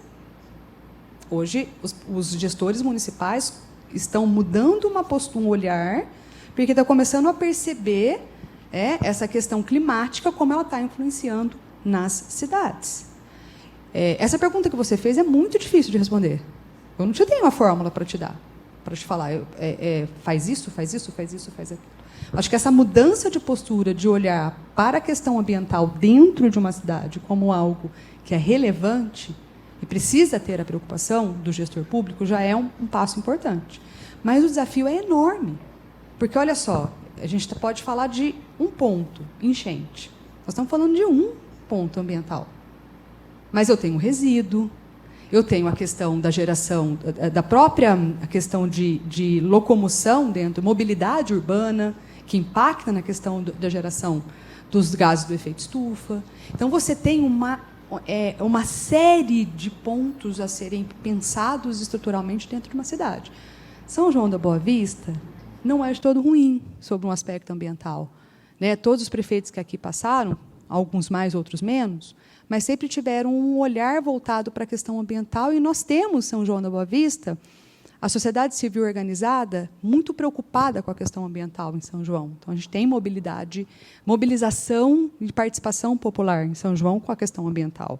Dentro da nossa região, vou te dizer que, das cidades que eu conheço, São João da Boa Vista é que mais tem essa preocupação. Tá? Mas não é uma tarefa fácil, não. É uma grande tarefa, um grande desafio para os gestores públicos, né? Criar esses mecanismos e tentando encontrar formas dentro dos orçamentos que se possui, né? Porque não é só você falar, vou ser candidata a prefeita porque eu quero resolver a questão ambiental de São João da Boa Vista. Lindo! Meu discurso é maravilhoso. E a efetividade disso? Que a hora que eu entro dentro da prefeitura que eu vou entender como que funciona a máquina pública e o que eu tenho à disposição para se efetivar essa política, que aí essas políticas públicas municipais, né? Mas eu falo para você por experiência de conhecimento. Digo para você que São João da Boa Vista é um dos poucos municípios da região que tem uma pauta ambiental e uma preocupação com essa questão ambiental. Então, nós temos muitas ações aqui, muita coisa acontecendo, que, às vezes, nós, cidadãos, não conhecemos de perto, mas existe uma preocupação, né? São João tem Conselho Municipal de Meio Ambiente, né? Tudo passa pelo Conselho Municipal, tudo é discutido lá. Então, tudo o que acontece na cidade com relação à questão ambiental, até, por exemplo, a instalação do supermercado. São João é cidade de supermercado, né? A gente sabe. Então, todos esses supermercados que foram instalados aqui têm o impacto de vizinhança, o estudo de impacto de vizinhança. Então, coloca um supermercado numa área alta da cidade, qual é o impacto que vai ter ali de trânsito, qual é o impacto de luminosidade, de ruído, porque aquele supermercado tem um gerador, aqueles vizinhos vão ser impactados por aquele ruído. Então, esse impacto de vizinhança que eu estou te falando, esse estudo, ele veio pelo Estatuto da Cidade, que é essa lei que nós temos desde 2006 no Brasil. Então, como eu estava falando com o Plínio, né, e aqui com todos vocês, a legislação no Brasil é muito boa. É muito boa. Estou te falando de estudo de impacto de vizinhança, mas tem EIA-RIMA, tem diversos outros estudos ambientais, né? Agora a gente teve uma flexibilizada neles, mas ainda existem os estudos ambientais. Então, a gente consegue ter uma previsibilidade de impacto ambiental no Brasil, desde a Política Nacional de Meio Ambiente, que é de 1981. Né? Depois, em 1988, com a Constituição, e assim nós fomos seguindo com outras legislações. Então, nós conseguimos ter uma previsibilidade de impacto ambiental muito maior que outros países. Existe, tá? Mas é desafio, ok? É desafio. E aí tem ali a questão da gestão pública, da boa vontade de trabalhar com o orçamento que se tem e criar as políticas públicas necessárias, tá? Complementando que a professora, parece que você estava lendo aqui meu papel. Você teve acesso a isso aqui? Porque aí eu trouxe algumas coisas que, lógico, né, deixando de lado a questão orçamentária e a dificuldade que nós podemos promover, inclusive isso pode ser feito por escolas, pelas paróquias. Tem até um projeto, né, uma sugestão de igreja verde, que você vai no sentido da educação, junto com a catequese, nessa questão de sustentabilidade. Primeira coisa é a educação. A educação tem que fomentar a questão de sustentabilidade, de consciência sobre clima, ambiente, muito forte. E aí nós podemos pensar em mutirão de reflorestamento, que eu tinha anotado aqui. Ações ambientais, por exemplo, todos os estabelecimentos alimentares de São João da Boa Vista vão abolir canudo. E aí você tem um desconto, se você não usar canudo, de 50 centavos. Entende? Porque assim, quando a gente começa a linkar ações conscientes com o nosso bolso, fica mais fácil. E essa eu acabei de inventar. Eu só tinha aqui essa questão de mexer com a questão do estabelecimento, porque a gente vai e consome muito. Todo lugar que você vai, automaticamente você tem um canudo. Melhorou, mas são pequenas ações. A questão do lixo. A gente faz a separação do lixo, mas nem sempre a coleta de recicláveis passa.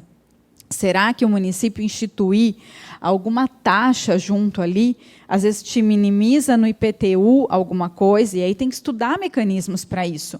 Mas aí você tem uma taxinha do lixo, será? Eu ia querer e ensinar minhas filhas a fazer mais. Será composteiras, que é uma coisa que utiliza muito. Se a prefeitura me desse uma composteira e se propusesse a cuidar dela, eu ia querer pagar uma taxa para ter em casa.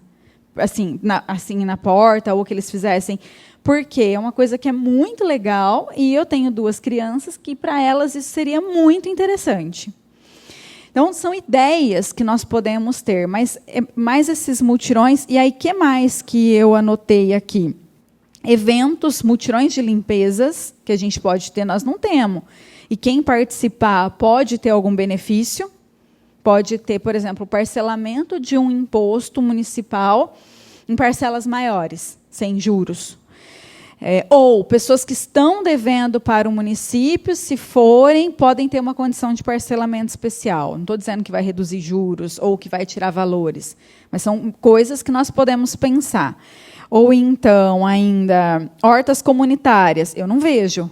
E é uma coisa que é muito bacana você incentivar. Pensa, se cada bairro fizesse a sua horta comunitária e a gente tivesse especialistas que pudessem nos ajudar com isso, ainda, levantar alguns diagnósticos e verificar os principais problemas para a gente levar isso e se reunir. Aí tem que conversar, município, escolas, universidades, igreja, para a gente poder, juntos, pensar em soluções estratégicas. Mas eu tenho certeza que qualquer coisa que viesse para reduzir qualquer valor, se você tivesse um desconto de 25 centavos para não utilizar um canudo, eu tenho certeza que você não levaria um canudo.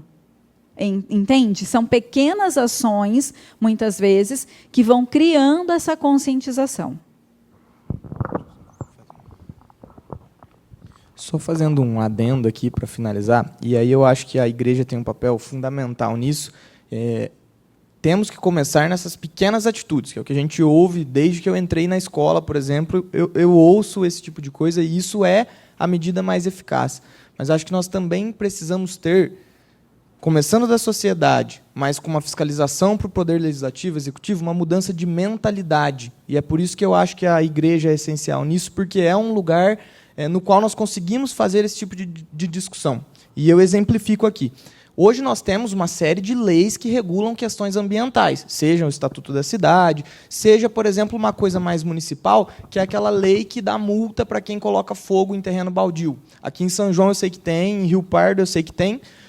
Poucas vezes eu vi alguém ser multado por esta lei. Poucas vezes eu vi ela ser colocada em prática, embora...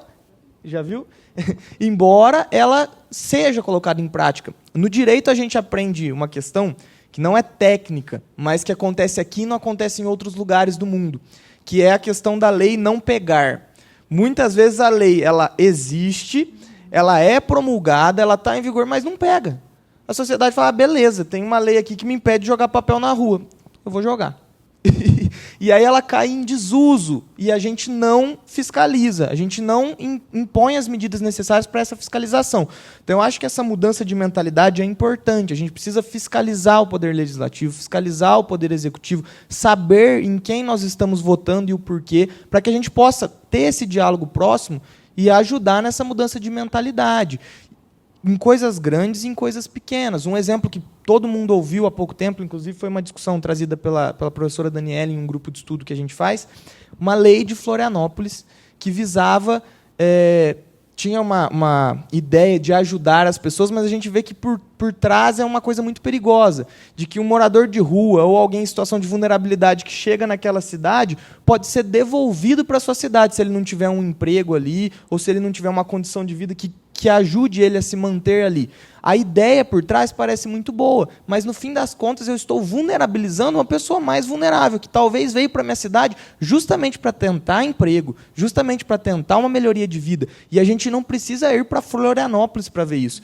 Em Poços de Caldas, que é aqui do lado, a 40 minutos, nós tivemos uma polêmica muito grande há uns 3 ou 4 meses, e embora isso não esteja diretamente ligado à questão ecológica, indiretamente influencia, que foi a questão dos moradores de rua. Teve uma denúncia em Poços de Caldas, e isso está gerando discussões jurídicas até hoje lá, de que muitos moradores de ruas foram colocados em vans, e mais de uma vez, e levados para Campinas.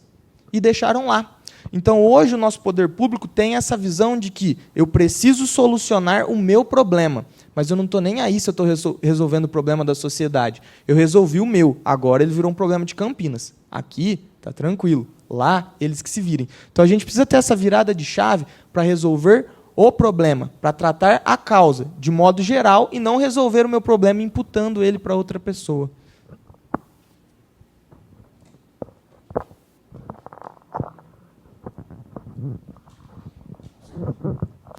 Com certeza, este tema desperta muitos questionamentos e a vontade de estendê-lo por muito mais tempo.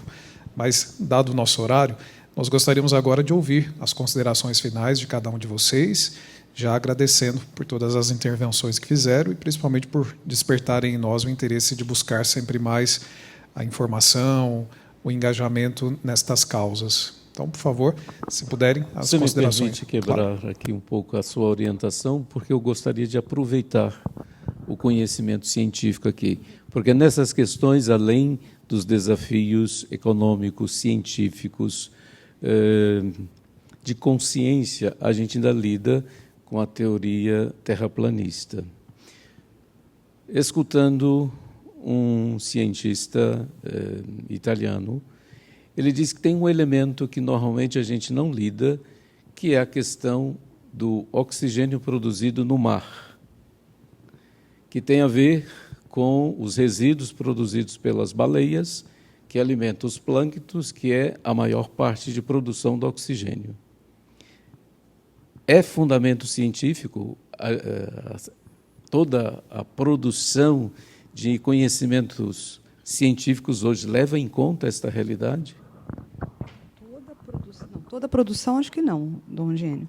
Mas existem estudos, né, nesse sentido, sim, trazendo a questão marítima e de tudo que aí a questão marítima produz, com relação a essa questão também de oxigênio e os gases, né, e toda essa dinâmica que a gente trouxe aqui.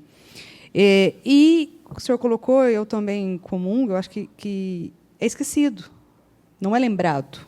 Né? E nós, quando olhamos, e aí, quando eu falo disso, eu lembro muito do meu saudoso pai. Meu pai já é falecido, e a gente tinha muitas discussões com a questão da água, que o meu pai dizia para mim que a água no mundo ela é infinita. Ela nunca iria acabar.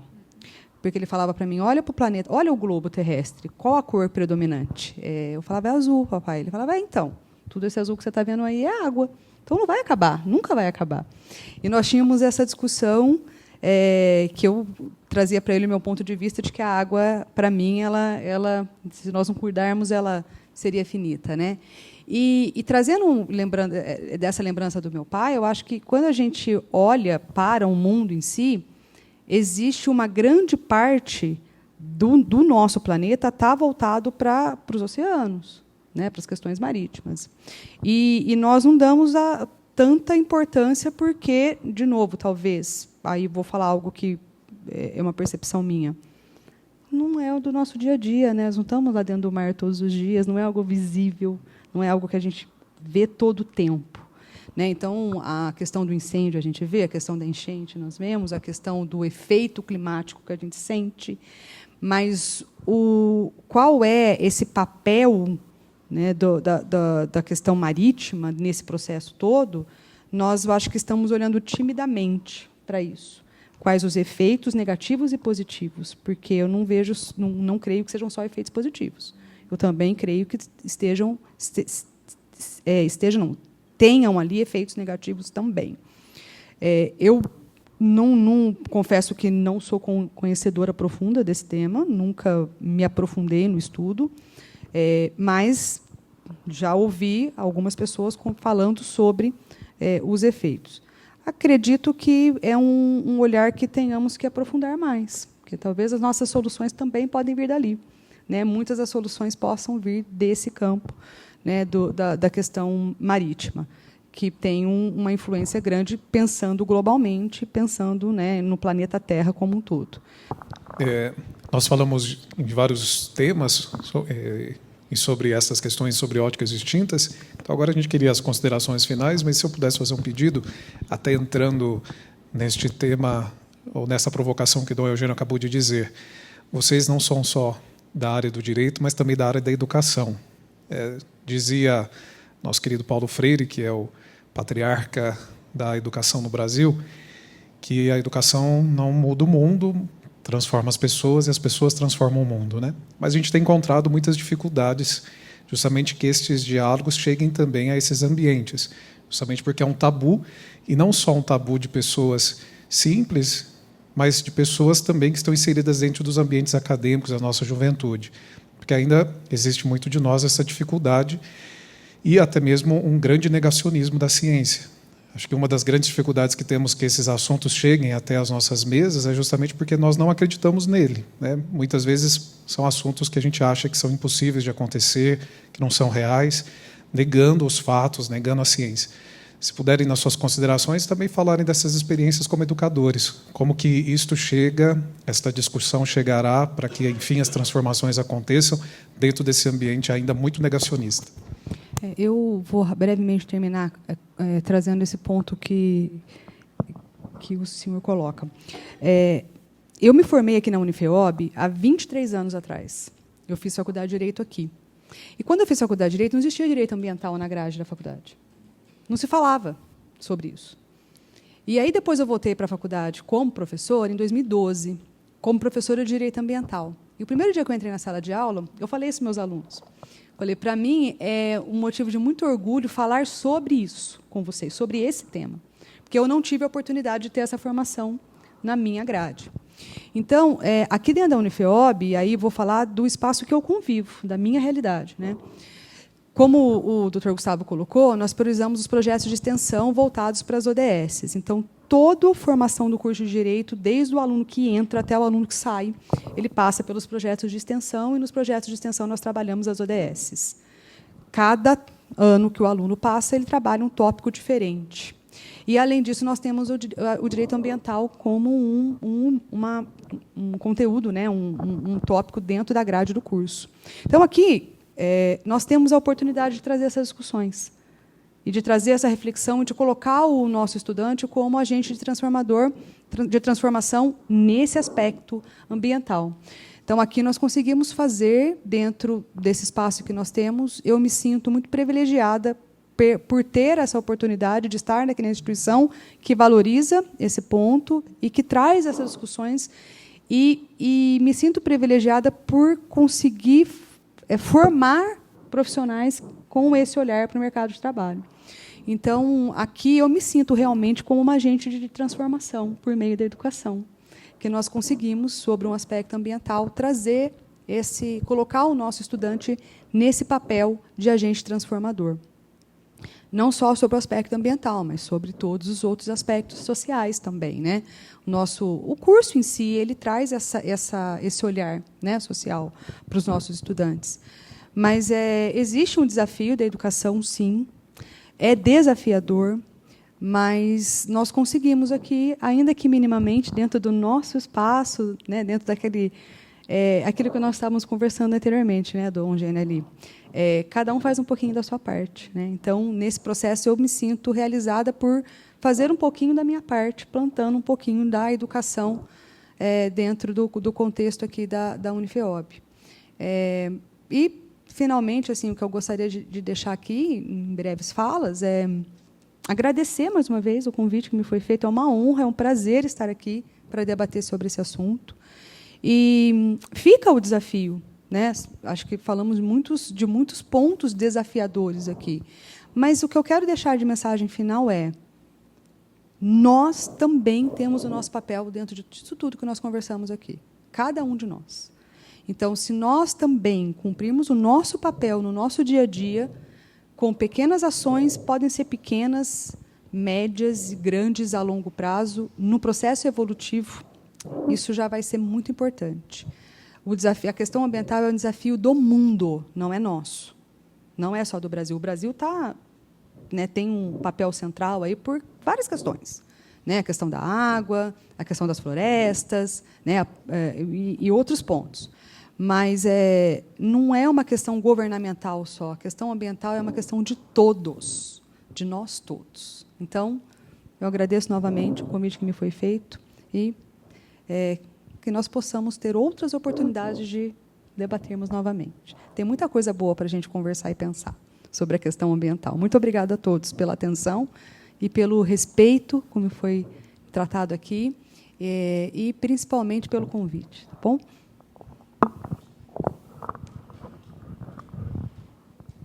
Eu quero deixar uma mensagem, e aí separando ainda, o que o Papa Francisco tinha colocado, que desenvolvimento não é destruir a floresta para gerar um lucro rápido, que foi o que o Dr. Gustavo muito bem colocou, deslocar os povos indígenas dos seus territórios, produzir riqueza concentrada nas mãos de poucos, que foi o que a doutora Juliana trouxe, apostar somente em combustíveis fósseis que já não se sustentam e não sustentam o futuro, mas o desenvolvimento e ele se ele for nesses termos que o Papa coloca, ele é verdadeiramente humano, sustentável, socialmente justo, economicamente viável, ambientalmente responsável, culturalmente respeitoso e espiritualmente enraizado no valor da vida. Percebam que aqui nós não estamos falando só de religião. Se a gente colocar a religião de lado e ativar minimamente a nossa inteligência, vocês podem perceber que esse debate, que as pessoas às vezes falam assim, vai ter igreja, vai ter não sei o quê. Não, gente, olha como é importante. Olha a visão que ele colocou aqui. Tudo que ele colocou aqui faz sentido. Então, não é só essa questão, nós não estamos falando aqui de questão, e muito mais. O que eu quero deixar uma mensagem, foi uma questão que eu estava estudando bastante sobre, eu não estou escolhendo, quando eu trago falar disso, a pobreza, ou vamos falar só de preservação ambiental. Não, nós precisamos substituir essa mentalidade que nós temos quando a gente fala de população, de comunidade, dos indígenas, dos quilombolas, e toda essa gama de pessoas que são, às vezes, mais prejudicadas, inclusive pequenos produtores pecuários, a gente precisa pensar em construir alternativas que elevem a dignidade humana, porque isso sim vai refletir no equilíbrio ambiental. A mensagem que eu deixo é que nós deixemos de lado alguns conceitos que nós nem mais sabemos o real significado e aquilo que realmente representa, e que a gente pense em construir um ambiente melhor, preservando sempre a dignidade humana de cada um. E, com certeza, se nós fizermos nós tivermos essa percepção e a gente fizer essa prática, nós vamos resvalar em muitas coisas que são importantes, como construir uma cidadania, construir a cidadania com paz, construir justiça, construir democracia, espaço de escuta e debates como esse, que eu tenho certeza que todo mundo vai sair daqui aprendendo um pouquinho. A mensagem que eu deixo é: sejam curiosos, sejam provocativos, procurem substituir esses conceitos prontos que nós não aplicamos mais e enxergar as coisas com otimismo, com uma pitada de fé e com muita humildade, para que a gente tenha aí um mundo mais equilibrado e mais justo. Bom, de forma muito breve, faço das palavras da doutora Juliana e da doutora Daniela as minhas, para que a gente não fique repetitivo. Gostaria de agradecer a todos que estiveram aqui, gostaria de parabenizar novamente a Diocese e a Pastoral por essa iniciativa. É uma missão muito grande evangelizar o sacerdócio e cuidar das pessoas. E não só cuidar espiritualmente, como cuidar também da informação, trazer debates interessantes, trazer debates importantes, é uma coisa que é linda. Então, meus parabéns, meu agradecimento. E como uma mensagem final, eu reitero o que falei na resposta ao nosso colega, não sei se é o nome, desculpa, ao nosso colega Michel. A gente precisa mudar as grandes coisas, mas a gente precisa começar nas pequenas coisas, como o professor Plínio falou. Precisamos olhar para nós mesmos, precisamos olhar na nossa casa, no nosso ambiente, e voltar a ver o ser humano com humanidade e como um ser humano, como mais um de um meio ambiente e não como o protagonista do meio ambiente. Muito obrigado. Nós acolhemos a Palavra de Deus como livro de inspiração, não é livro científico, não é livro histórico, não é livro de receitas, mas é livro inspirador, né, para as experiências que vamos fazendo de Deus, de uma espiritualidade. E a inspiração que nos levou neste ano a fundamentar a campanha da fraternidade é o versículo que está ali no cartaz do livro do Gênesis, né, o primeiro livro, capítulo 1, versículo 31. Em que contexto? Recolhendo leituras possíveis para aquela época da origem, né, o autor bíblico encontra uma forma poética, inspiradora, para colocar a projeção da criação. Deus viu que tudo era muito bom. E esta frase vem logo na sequência em que o ser humano se faz presente no projeto criador. Então, o tudo que é muito bom. E aí é dado ao ser humano, pelo que a gente reproduz hoje, né, de consciência, esta relação de fraternidade com toda a obra criada. Está refletindo num nível como este que fizemos e num espaço educacional é para nós fundamental, porque vai nos garantindo que essa consciência de que tudo inicialmente era muito bom, nos inspira a darmos passos mais concretos para a gente ir retomando também esta experiência da harmonia, da seriedade, né, e do equilíbrio entre todas as forças. Muito obrigado pela acolhida, pela colaboração muito concreta, muito profunda e muito direta também aqui para todos nós.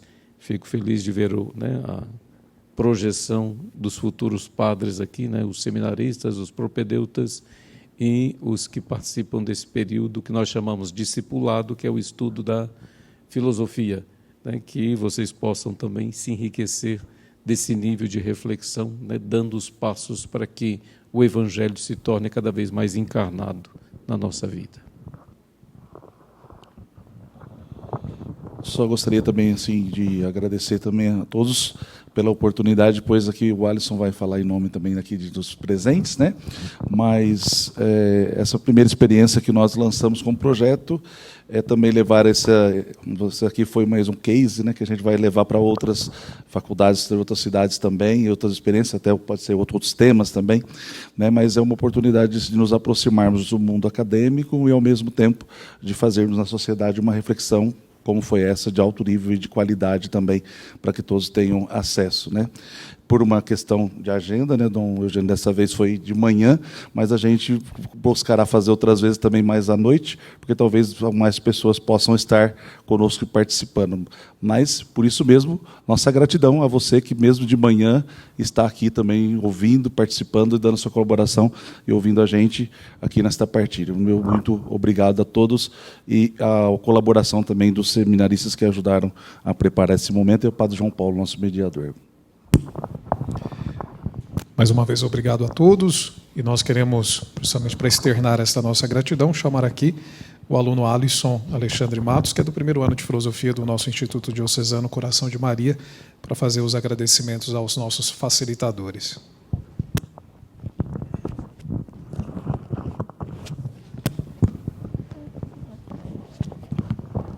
A convite do Padre Pena, vim, em nome da Pastoral Fé e Política, agradecer a presença de vocês aqui. Muito se falou no começo sobre diálogo.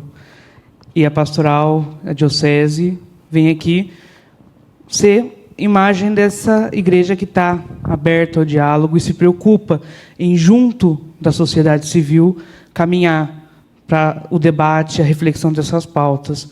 E a gente conseguiu fazer isso muito bem aqui.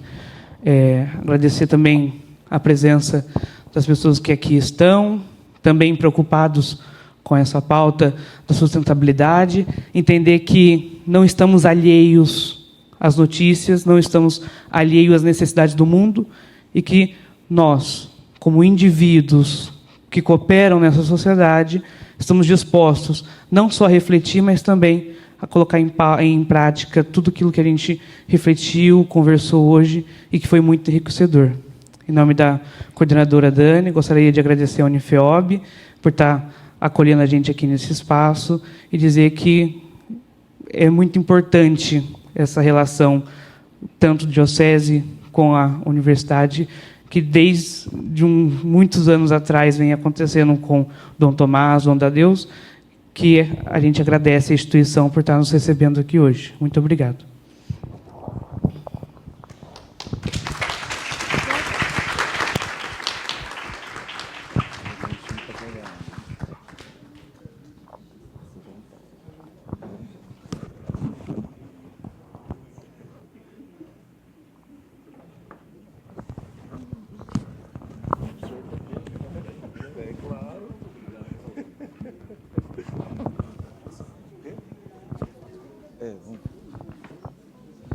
Essa embalagem eu já conheço.